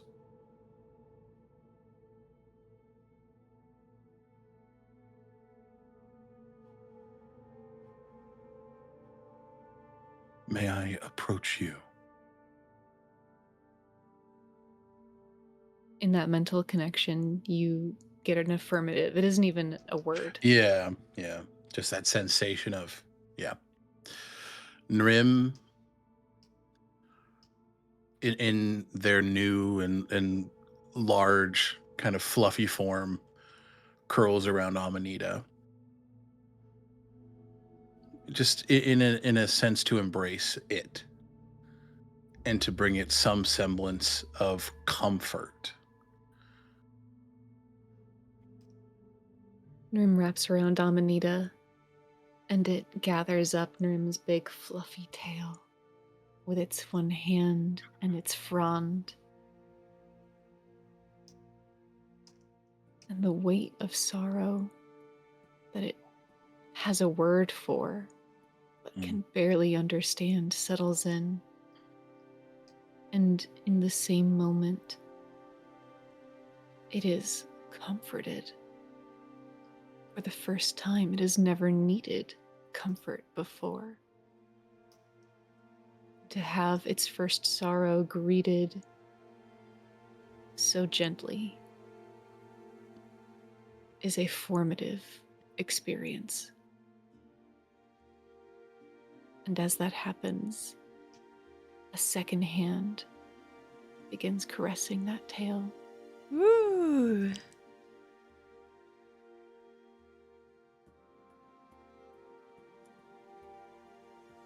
Amazing work, guys. Amazing. Hero points to the two of you. That was stellar. That was Thanks, so cool. Dad. Oh my gosh. Thanks, Dad. Oh my gosh. Oh man. Oh no. Oh no! Your camera! Earthquake! I'm being shaken. I'm that moved. Okay. May I do something while this is taking place? Please. All right. Over by the fire, Hazel is kind of keeping a little bit of distance. I think she's feeling like pressure to be the very like put together witch of this place, as she is surrounded by familiars and spirits. And so she's trying to keep her face together, keep her composure, and just focus on making this tea. And while the water is heating up, she takes that diary out, and she's going to try to open it. You said it's locked, so she will have to try Hazel? to pick it. Yeah. Yeah. I will save you an attempt to pick that lock there, because as you pull the diary out, you're making no attempt to hide this, right? I'm assuming you're just whipping it out? Yeah. No. Yeah. Okay. As you do so, the overweight head of Gigo turns, a leafy finger points and goes, "Ah! That's where Fiona's hidden." In here? And he Holds up the diary. waddles over to you a little bit awkwardly and extends the hands, asking if you would hand it over. Well, sure. Passes it over. You hand it over. You pass it over, and Gigo holds it up and inspects it. Says, "Oh, You found it. Fiona's hiding spot. Oh, well, how do we get her out of there?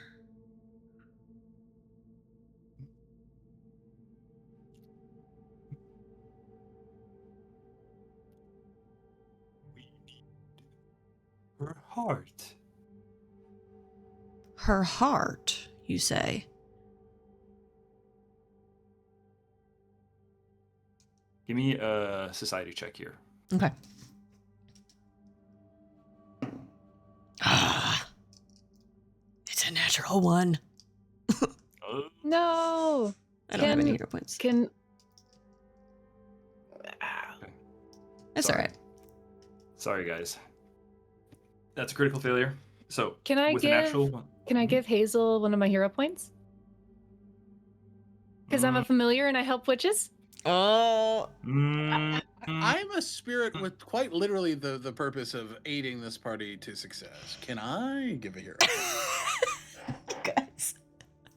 I will take 2 hero points, one from each of you, Yeah, I'll take it. to give Hazel one. Oh, Dun, you dun, dun. guys. Thank you. That's I very like kind. teamwork. Good job, guys. All three that's of very you sweet. are being very kind right now. Now let's hope I roll something that's not a 1. Come on, no whammies. Well, I kind of want Okay. to see the story progress It's good. too. It's good. It's good. It's 14 plus 7, 21. 7, 20, 21. Oh, 22 plus 8 actually. 22. 22. With the 22, you do recall Oh, that... Adam just gave me a hero point. If you guys want to take your Hell hero yeah, points back, Adam. you can. Thank you, No, I Adam. liked that. I liked that. Save that one for Oh my god. Yeah. Everyone's being so nice. Thank you, guys. So with a 22, and you didn't keep your hero point.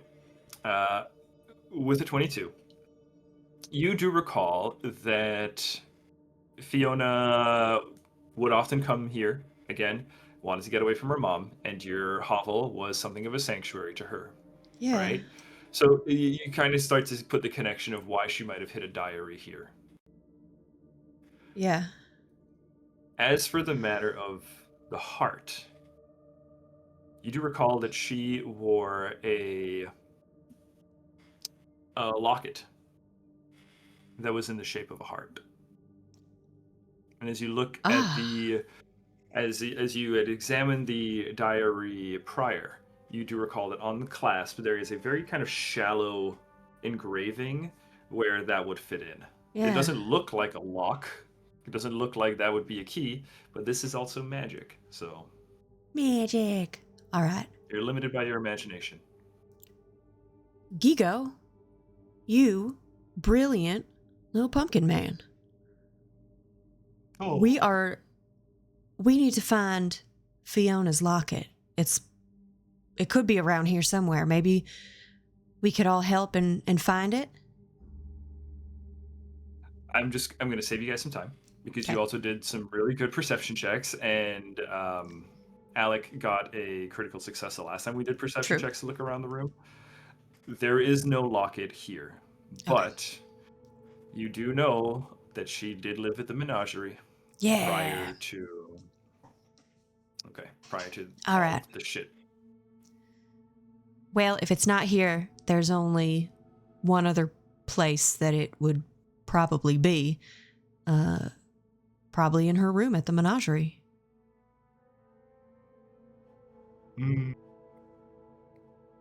Yes. Yeah? That seems right, he said, breaking the fourth wall. Well then, she pours the tea finally and picks up the very small little teacup and proposes a toast to everyone here. Or Pig comes inside for his cup. Yeah, I'd like to propose a toast to finding your witches and to finding yourselves.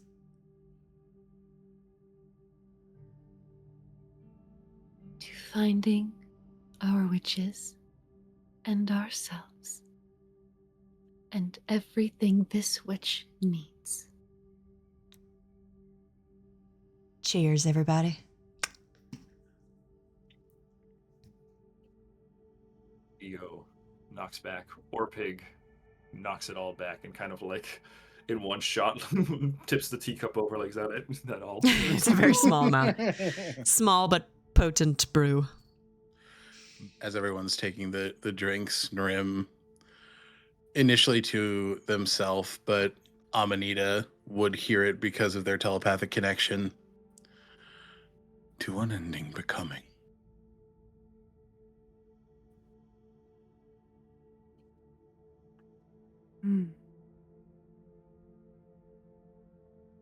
Unending becoming. Oh shit. He says out loud. Yes.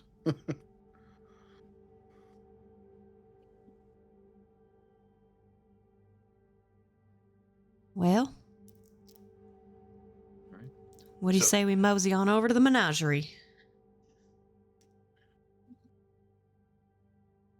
Right. Rim is becoming. As Amanita nods. Yeah. I think she like just notices that Narim is a little more corporeal and says, "Hey, look at you. Welcome. Welcome to the party." Yeah, it seems as if you're all having an impact on me. Wasn't that nice? You're having an impact on us too, brother. It's very nice. Narim starts walking to the exit, thinking they're going to phase through the wall and just. Have you seen that gif of that manatee where it just haunts its whole face on the glass? That is Oh my exactly what Narim does to the wall. And we're gonna want to go through. Oh, you precious spirit, you. Maybe we should use the door. Orpig chuckles to himself and goes, "Silly dog." Watch yourself, big guy. Watch yourself. And Narim sits and waits for the door to be opened. He doesn't have opposable thumbs. Amanita opens the door with both of its hands and then gestures like uppies the way it has to Isfit before to Orpig Yeah. with both of its hands, and it's like its eyes are bright on both of its hands, and then it looks up at Orpig, waiting for Orpig to comment on its hands. It's very excited that they match. Orpig looks at the hands, and the extent of the surprise is 2 eyebrows raised. And he goes, "Oh, nice." And Hazel notices that as well. Nita, you got yourself another hand. Look at you. Every time I lose something, I gain something. As it should be.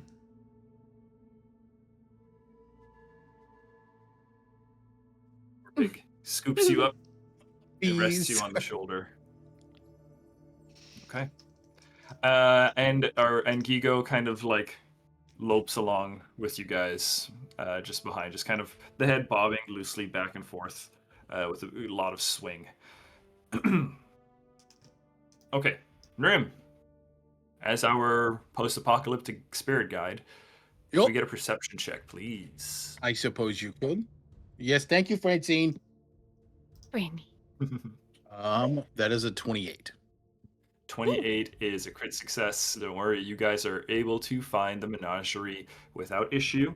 Once again, I think the intention and motivation of the party extending into you, I think across your mental connection to Amanita, you can, I'll leave it to you guys.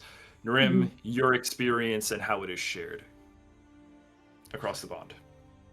Yeah, I think Amanita, Narim with the bond in mind, is kind of creating these mental blocks as if not to overwhelm this fledgling individual who is still quite startled by the concept of feeling a sense of loss or grief or happiness or surprise. So what you feel is that initial kind of euphoria that I mentioned before, like the excitement as it comes to knowing a path, and eagerness as it comes to getting to the destination, and a delight in the journey to that destination. So there is this just, yeah, again, like a wash with sunlight as you I imagine Amanita in Rim's mind looks to where they're about to lead before they can even give the order to get there, just because it's so, that bond is so symbiotic at this point. It's so it's they're in tune. It's a strange experience, I imagine, for both Orpig and Nrim, as Amanita is murmuring directions into Orpig's ear, just kind of bobbling, sort of photosynthesis drunk. This little mushroom is traditionally sort of underground shaded entity. So drunk on this light, and this connection and this understanding of a path, it's lost a hand, gained a hand, lost its perfect naivete and gained another hand. And in the rapid growth and so much becoming so quickly, it is just falling into that connection as a sort of mirror to its connection with Maikine, whose needs it always understood. But the impact is that you, Nrim, are leading the way, and that yet Orpig ends up being a couple steps in front of you, which I imagine might be irritating. Immediately, like, excuse me. Orpig just kind of slightly nudges you out of the way at times, Nrim. Oh my god. Not like, not roughly. No, But no. It is enough to be like, are you fucking kidding me with this guy? Come on. I'm walking no. here. The most irritating part is Nrim is like, yeah, fine, show me the way. And then because Amanita is obviously directing, it is the way. And he's like, yeah, go fuck yourself. After a while, Orpig chuckles. Silly dog. Silly dog. You get one more of those. Oh, I'll take it. Okay. You guys obviously successfully find yourselves at the Menagerie. Or what is left of the Menagerie. The Menagerie was on the harbor, so it is very destroyed, unfortunately. It is... The front half of the building has kind of all caved in on itself. The parlor room, for the most part, remains. The staircase now leads up to nowhere, where before it would lead to bunks and rooms, private rooms for private use. But there is a wing that was not on the seaward side, because they would need that for clients. The opposite side of the building was somewhat protected by the other structure, so it does look like the private rooms of the companions, for the most part, are somewhat intact. I mean, the flooding did go through, so like things are moved around, furniture is disheveled, things have been tossed, but it is still navigable, especially with Orpig kind of moving things out of the way, pulling waterlogged doors off of hinges, helping lift people and rims over glass, lift people and leshies over glass. Yeah, let's get some perception checks as you guys are looking for a specific room for a specific individual. Would Hazel just know where people's rooms are, though? You would, but things are also very messed up in those rooms. Also, they were kind of like bunks. I mean, people shared the space, right? It was a more communal space. So you had several people to one room with several beds, obviously, as well. Not a problem. 25. I rolled a 17. I rolled bad. Did I hear I've- 55? 25. 25. Holy Okay. shit. I've got a 26. I rolled a fucking Okay. million. Yeah. Okay. You guys are able to successfully find a few things. First and foremost, I can confirm that you do find Fiona's locket. Cool. The other things that we find, we have 2 critical successes. So I'm just gonna give you guys, if you guys are looking for anything else in particular, or if you have any like bright ideas, I'll go ahead and take it. But the other thing that you guys do find as a party is Melinda's room, and in Melinda's room, her crystal ball. Oh. As Wait, I is Melinda mentioned, here though? No, No? there's nobody here. Actually,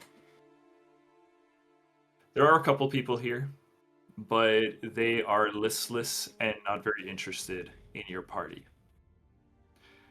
You do find that because there is some shelter here, quick content warning, not so much for gore or anything, but drug use and substance abuse.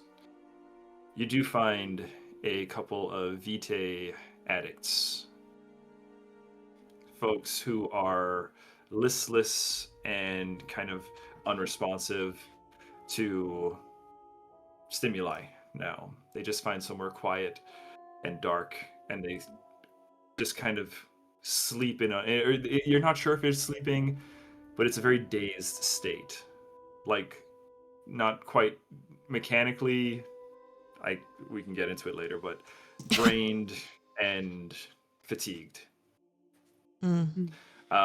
Can I get some? I'll take medicine checks or society. Yeah, medicine checks or society. Okay. 27 medicine check. 27 medicine's crit success. Only a 10 for society. Okay. 10. You know, Vitae was a street drug, in the city, but nothing quite beyond that. Amanita, you know how Vitae is made before it hits the streets. It is life force. It is essence extracted from leshies and distributed.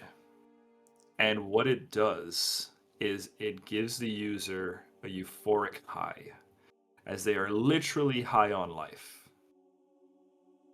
But the subsequent crash is hard. And because of the effects, it is also highly addictive. And if you have any particular questions that that I'm not covering or information I'm not covering with a crit success, hit me with them, and I will answer them truthfully for you. Oops. I think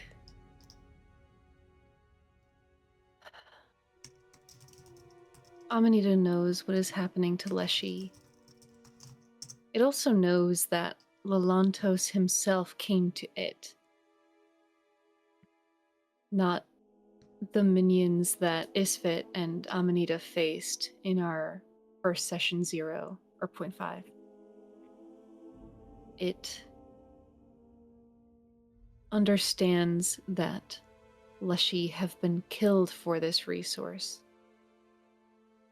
I think it also is beginning to suspect that this is something that a person like Lelantos would want to keep up for a long time.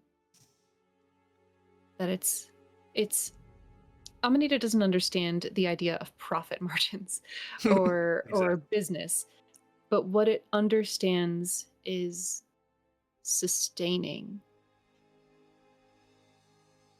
And where Amanita sustains life, sustains a garden, Lelantos, it's starting to come to understand, wants to sustain something very different. He wants to sustain what it sees before it. And it doesn't know how exactly to fix what it sees. But it's going to take out the basket, understanding that Melinda is not here. It sets its gifts in front of these individuals who are drained and wasting. Fresh fruit from a garden underground. Life sustained, not addiction. And it's going to set in front of each individual it passes who is in this state an apple. And then using its extended kinesis is going to proliferate that apple so that when they wake, a small sprouting apple tree will sit in front of each of them, sprouting out of the ruined ground of this menagerie. There will be food for them.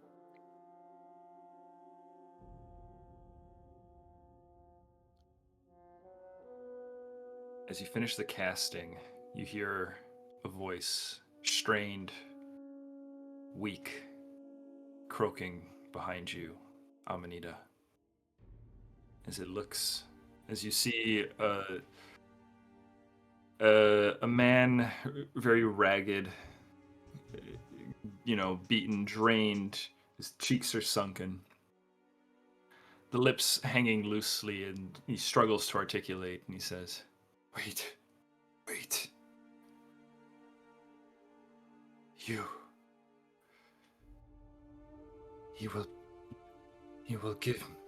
He will give for you.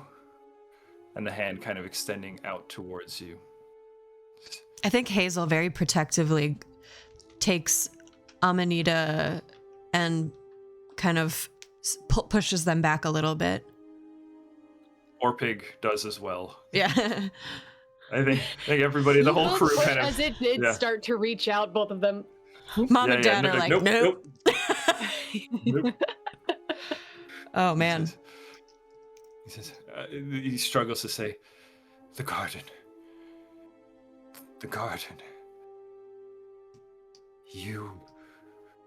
I must take you to the garden, and he will reward me.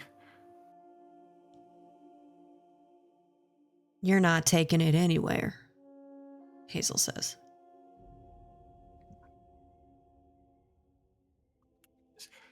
Please, just, please. And he kind of like struggles to move forward. And though you said correctly, not taking it anywhere, because this individual does not have the strength to force the matter, even if he wanted to.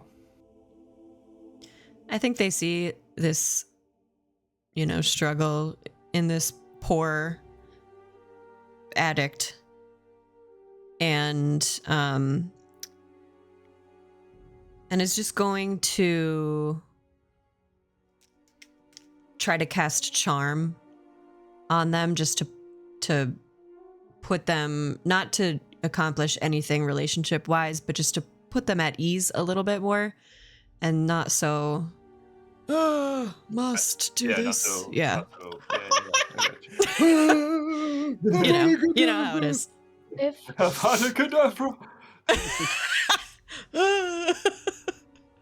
Can I ask a mechanical question? Please.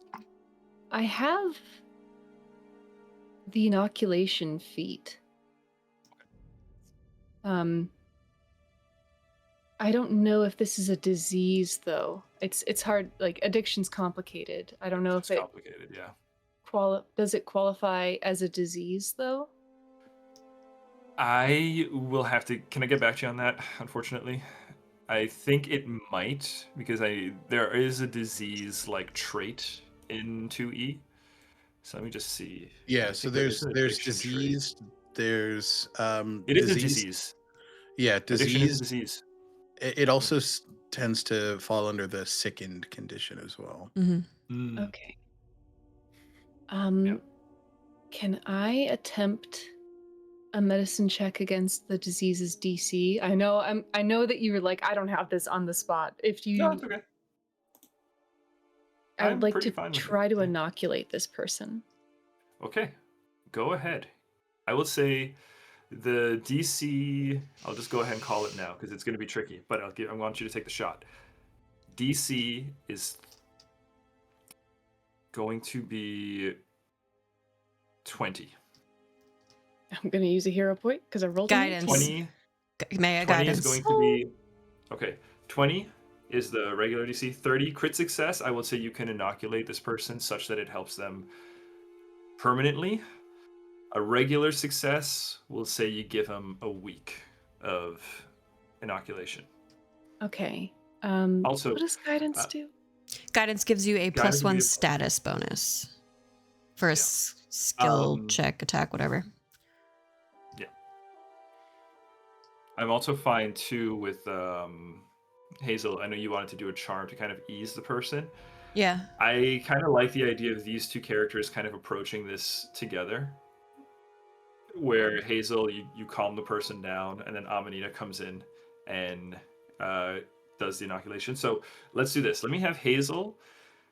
I'm gonna put a skill check on this. I know it's not normally the rules of Charmed, right? But I want Yeah. to see if this can give some kind of bonus here Sure. to Amanita. I want to mechanicalize it a little bit. I will say you can use either your spellcasting skill, which would I believe be occultism, or you can do a society check here, because I also see that being a method that could be applied.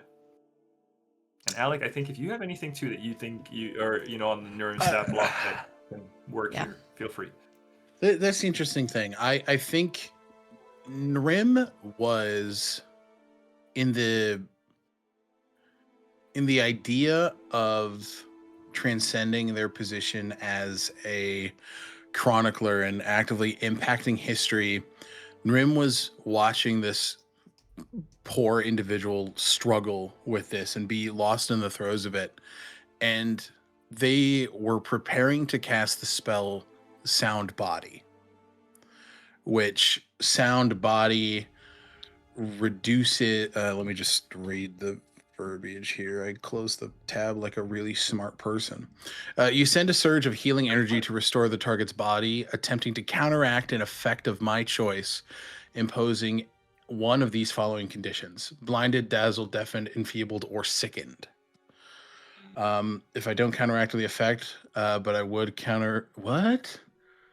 If you didn't counteract the effect, but you would have... What? It is counteract ranked were lowered 2. Instead, suppress the effect until the beginning of your next turn. But I think in preparing that, these wafts of flowers begin to grow around the mane of Nrim, but they pause, seeing Amanita and Hazel do exactly what he was going to do. And so I think he's still going to cast the spell, but more as a flavor to embolden what these two are already doing, which is essentially the same thing. So just instead of doing it himself, continuing to cultivate that garden of these people becoming the people that will help this world. I like it. Like petals kind of like doing a little bit of guiding, kind of drifting over the body. Yeah. Okay. Nice. Because I don't want to take that because you two are cooking and I'm like, I'm helping.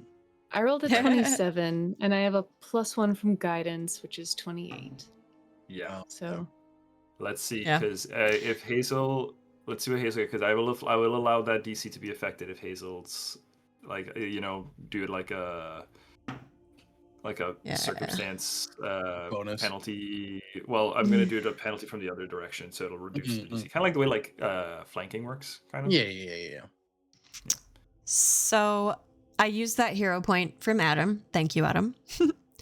Thank you. I'm doing occultism as I'm sort of working with familiars and like the energy of the relationship of witch to familiar.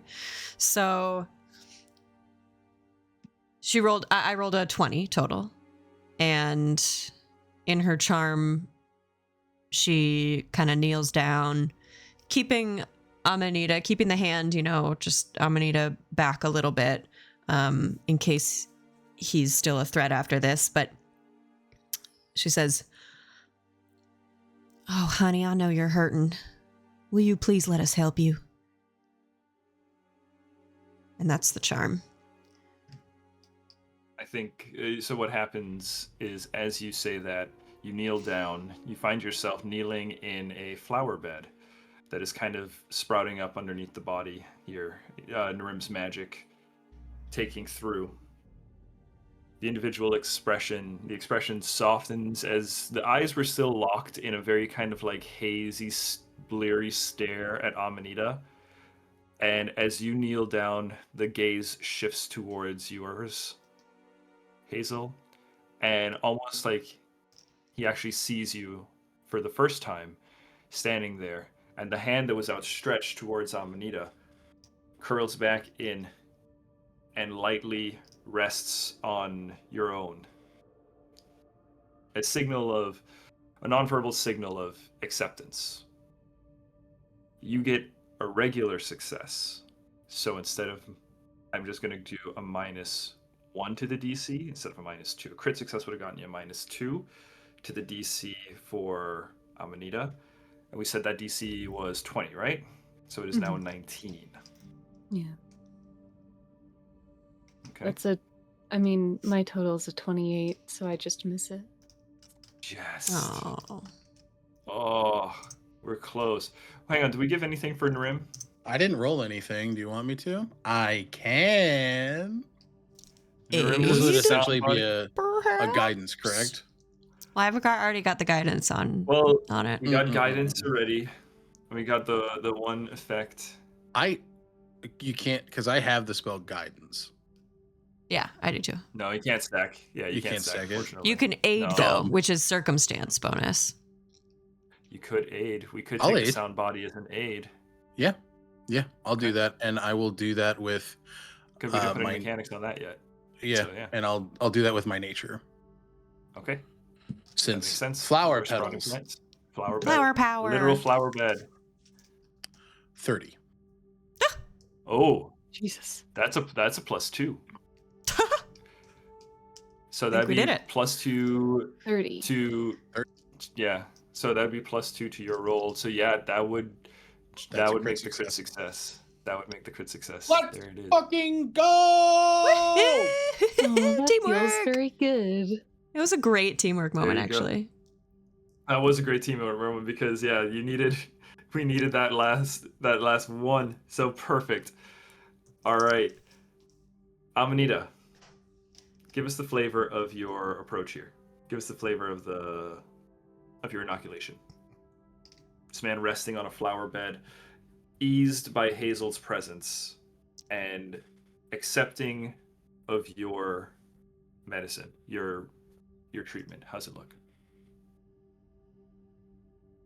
Narim's flower petals create this soft bed. Amanita is taken back to all of the people who have been treated by Maikine, who Amanita has aided in the treatment of. This flower bed is the same.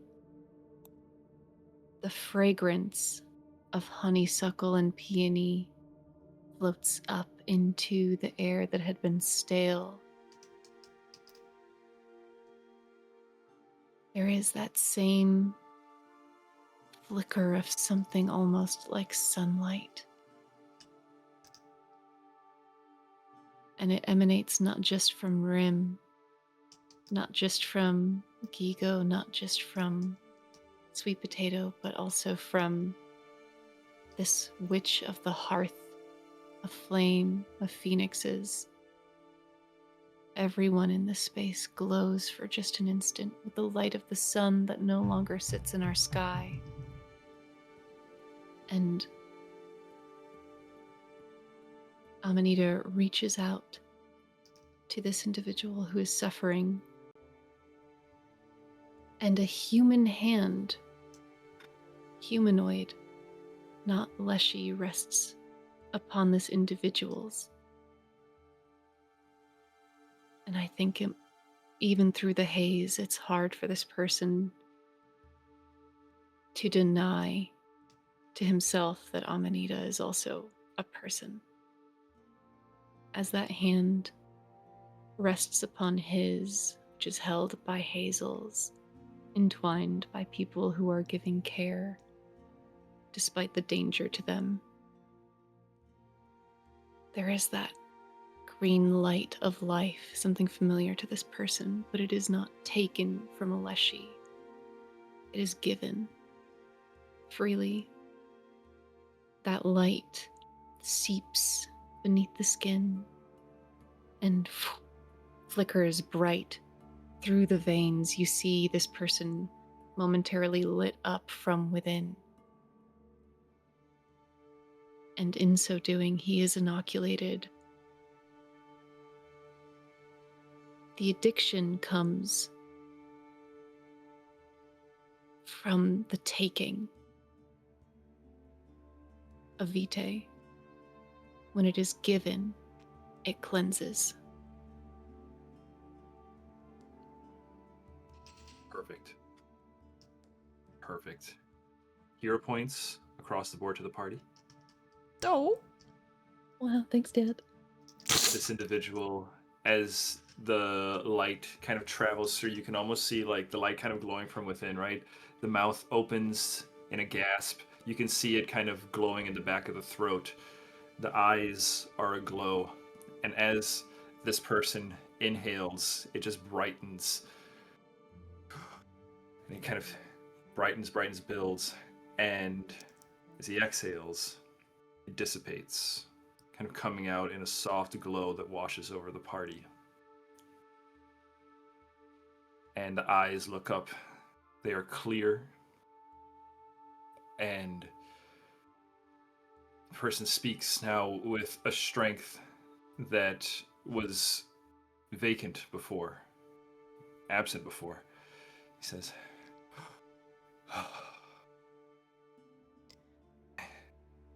looks across. I see. Welcome back. Thank you. Thank you. All of you. What? Do you know where you are? This, he looks around at the destruction, almost seeing it for the first time, or really like absorbing what it is. He says, Red Hassel? Is this... Yeah. Is this Red Hassel? This is Red Hassel. What's your name? I'm sorry. I'm... Tomas. Tom. My people called me. Tom, it's He looks... real nice to meet you. I'm Hazel. This here's Amanita. And Sweet Potato and Narim. And, And Giga. Ego. What's the war? Whoa, no. Oh, or pig. Orpig. Orpig. I'm like, what is the fucking name? An Orpig. Orpig and Gigo, yeah. We've got quite a party. Gigo, yeah, it's all of us. Holy shit. So you're not from Red Hassel then, I take it? No, I am. I'm sorry, I was having trouble remembering things clearly for a time. That's there, all right. I feel as though some haze has been lifted, and I can see clearly now. The haze is gone.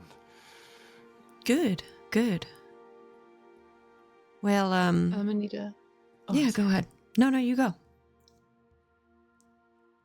Amanita just clasps for a moment Tomas's hand and then releases it. You wanted to take me to a garden? He turns to you, and Amanita, I know you. As you try to take your hand back, he just holds on to it a little bit longer, and he says, "Yes, yeah, I'm so sorry. I'm sorry. I don't." And let's go. I don't mean to scare you. Oh, the garden. Yes. You mentioned a I name. remember. Lalantos. Yes. What do you know about him? Lalantos. him and his keep kicking my camera. Him yeah. It's quite a morning. Him and his garden. He's it's a he's been abducting leshies and witches and taking them to this place, his garden. I don't know what he's doing with them or what his purpose is, but he rewards people with vitae if they can even offer up a bit of information about a witch or leshies in the city.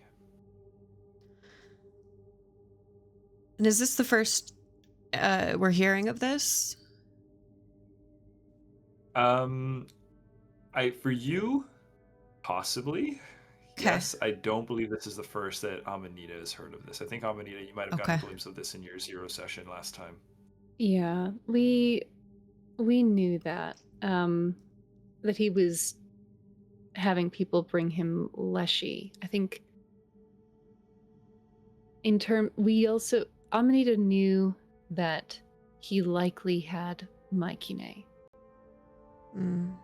but Amanita is starting to understand that Maikine might not be exceptional in that regard. Yeah.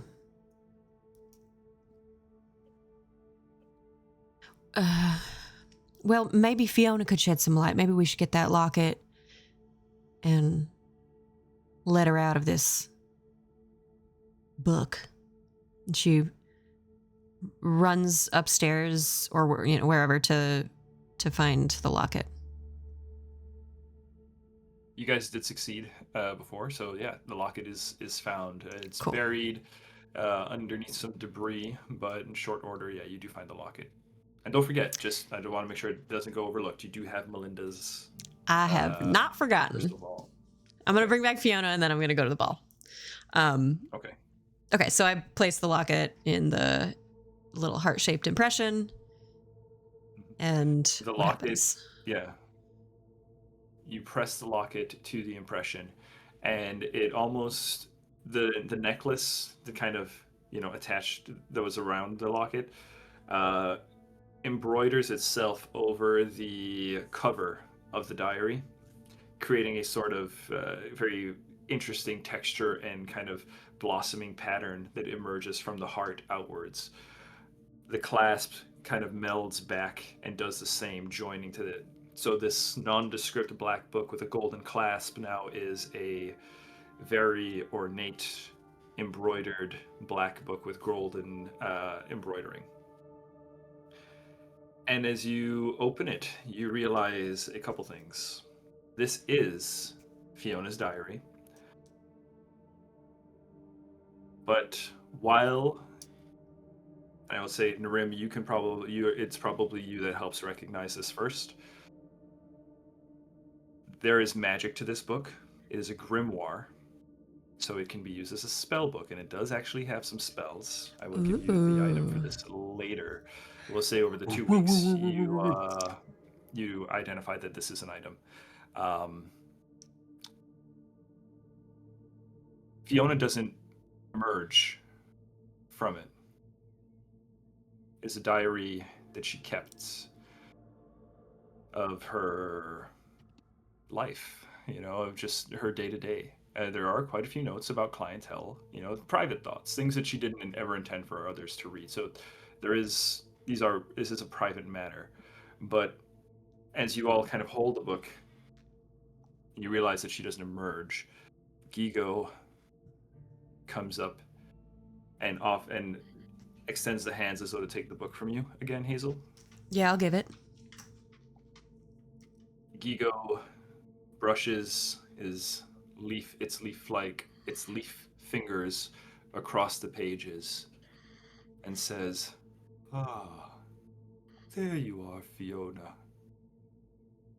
You were hiding, but we found you." You get a sense of motive from the party. Sure. God. 18. Hey, we just got a hero point, right? I'm gonna use it. Did you just get a hero point? I thought you used your hero point. No, You just gave gave all of everyone us. one for Oh, that's right. I did give everybody a hero helping point. inoculate the Okay. guy. That's better. That's my bad. What are we rolling? I got a critical failure. I got shit. Perception. Sensitive. Yeah. Okay. It's an 18 Hero point, for. Alec? I'm gonna save it. I'm gonna save it. I rolled an 18. I'm gonna use a hero point because it's another Leshy, and I want to. Yeah. Mhm. And what did you get, roll Hazel? better. Wow. 18 as well. Oh, I'm sorry, Button. 19. We did one Oh. better. One better. Well. One better. 18 and You know? 19. Okay. The DC was These 19, are- wasn't it? These are regular successes. Okay. Mm-hmm.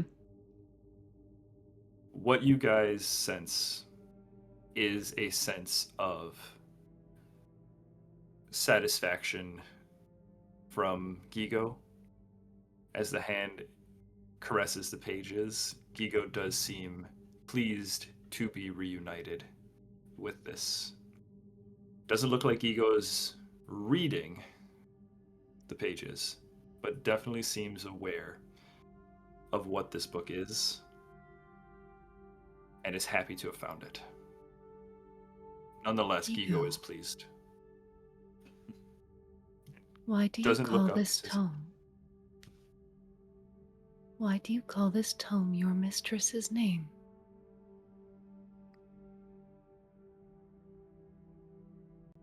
She put herself in here. There is still Fiona in here. I can't. David, could Mikey Nay turn herself into a book? I mean, I was I'm gonna gonna ask, say it's could not I? without the realm of possibility. What about rolling occultism here to understand how a witch could be inside of a book? I'll tell you, what's happening here isn't a matter of magic in that sense. Okay. What's happening here seems to be a sense of appreciation. What Gigo seems to recognize is that, and I think tries to explain in a way, just to kind of save some time here because we're close. Gigo expresses in a way that hopefully conveys to you guys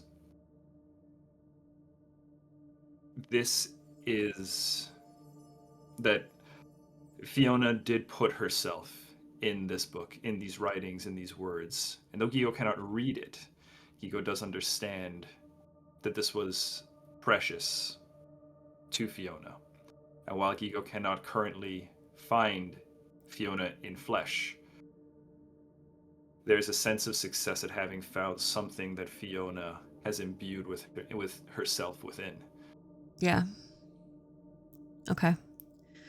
So this isn't necessarily like Fiona's spirit or It's soul. not literal. Yeah. It's not literal. All right. So we This is still need to something that find Gigo Fiona. understands. This is something that Gigo understands Fiona to be within. Gigo, may I take a look at the pages? I just want to Okay. see. I just want to see if there's any insight in her writing as to where she could be. Sure. Okay. All right. Quick summary because we are close to time here. In these pages, you do discover several things. You discover that Fiona, as a rebellious an individual as ever, did not only take clients privately, as we had alluded to, but specifically, she made it a point to take a client that Melinda would never approve of, that Melinda explicitly forbade the companions of the Menagerie to take. and that was Lelantos' seed. Mm. You Oh, learn Fiona. that Fiona regularly had contact with Lelantos, Mm. and she seems to suspect that Lelantos may be using her for information on the Menagerie, but she doesn't care because she kind of just wants to stick it to Melinda. Mm-hmm. And she didn't even see the harm in it because Lelantos, the story that she paints of Lelantos, the image that she paints of Lelantos is someone who was wronged by witches. According to her, in pillow talk between her and Lelantos, he revealed that his mother was a witch that was exiled from her coven, and that he carries the stigma. He carries that it's nothing that he did wrong, that he's inherited this distaste from the witches. Mm-hmm. You learn that he did grow up in Red Hessel, and that he seems to allude that he has a history with Melinda, though he never has revealed to Fiona what that history is. But he's brought Melinda up specifically on several occasions. You also learn that... Oh. Nope, you the go. last thing that you learn is that he...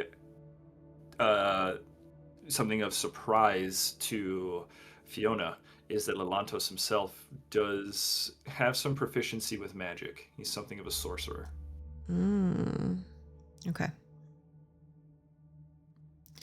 At that point, especially at all the mentions of Melinda in the diary, I will go to the crystal ball at this point. I should also say Melinda and Mikine Okay, yeah. are both mentioned. So now I'm gonna go explore that crystal ball. Okay. Let's do a little bit of time skipping here because I think it would be kind of hard to imagine that you just plop down right here in this ruined place and just start, reading a book and doing the crystal ball. So let's do... Yeah. We'll say you guys, this is what you find at the Menagerie. We'll have the characters having departed from the Menagerie. The tree, the apple tree that Amanita made, it has garnered quite a crowd by the time you guys are finally departing. A lot of people, a lot of the addicts kind of congregating around it, looking hopeful, and overseeing them and caring for them is Tomas. Tomas will remain behind and care for these people, and using that which Amanita provided, will hopefully do his best to offer these folks some peace. I think Amanita, if this was early in the 2 weeks, Yeah. Amanita will return every day to inoculate whoever wishes to be inoculation, whoever wants treatment. Nice. And Hazel, of course, With offers up... and whoever else. Yeah. Yeah. Hazel offers up her home to anyone who wants or needs to stay there. She's just every day cleaning up a little bit more. Okay. Narim, anything you do as we're parting the session here soon?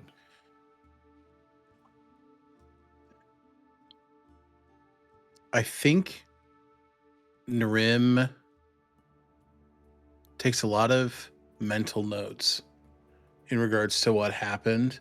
And I think, I honestly think there's a lot of reveling in what's been done here. And like a very, not having not been present for the prior to 0.5 sessions, but having watched them, this is one that I think brings a lot of calm to Narim, where the other two were a lot.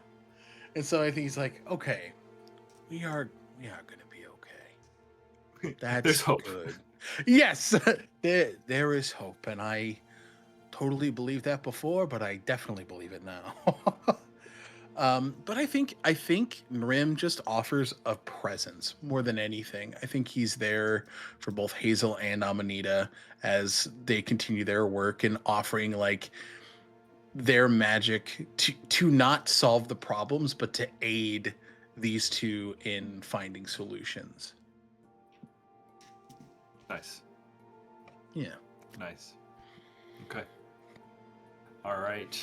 And then Hazel, Yeah. it is some time. Some time passes between this event and just some of the chaos that just kind of happens Sure. throughout the time, right? As you guys return, you hear about how some of these stressful events that Narim has witnessed. It is a constant. There's always something happening right now for your party in this city, in what's left of this city.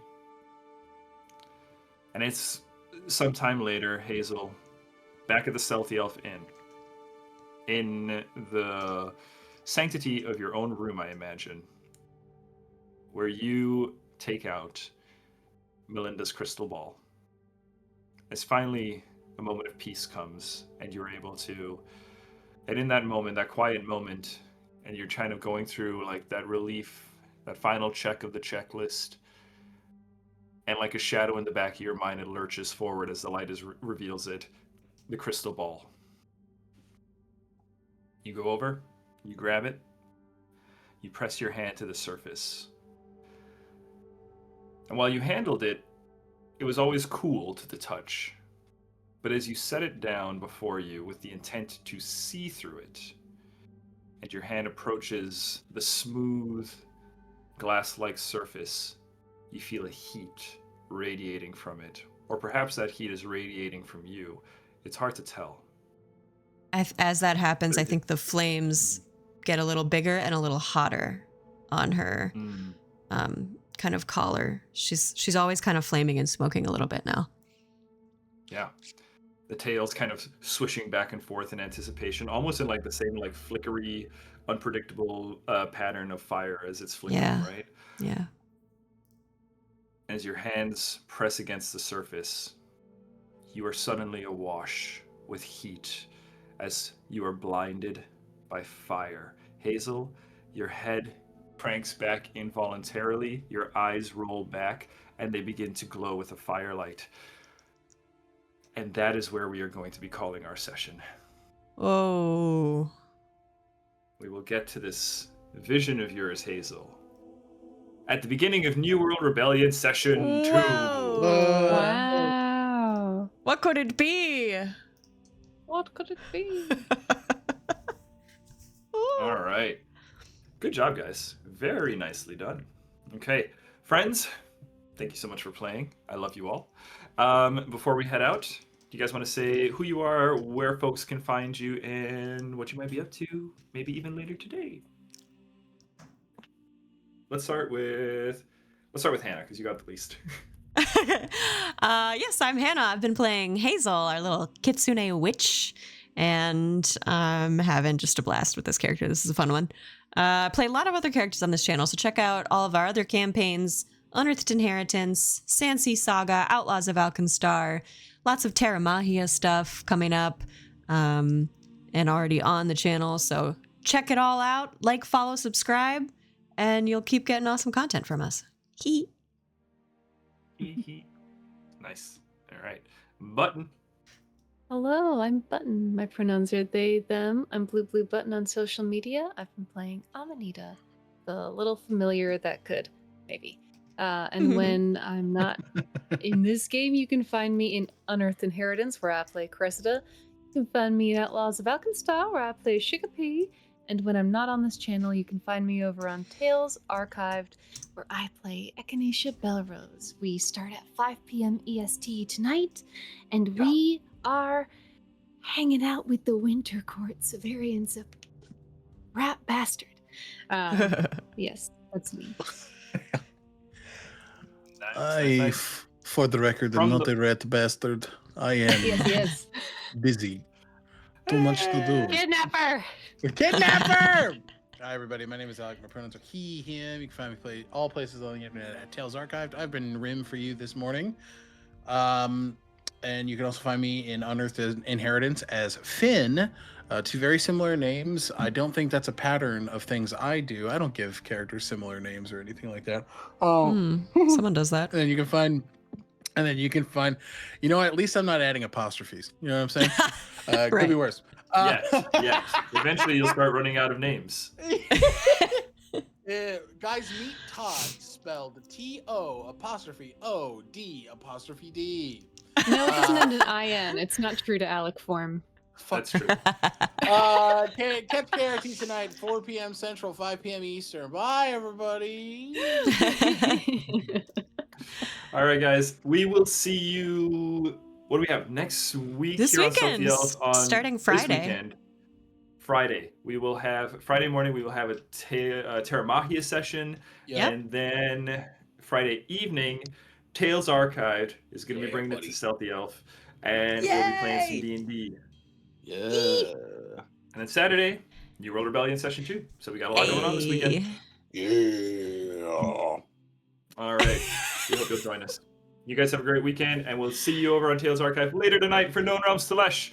Oh, yeah. Bye. Bye. Bye.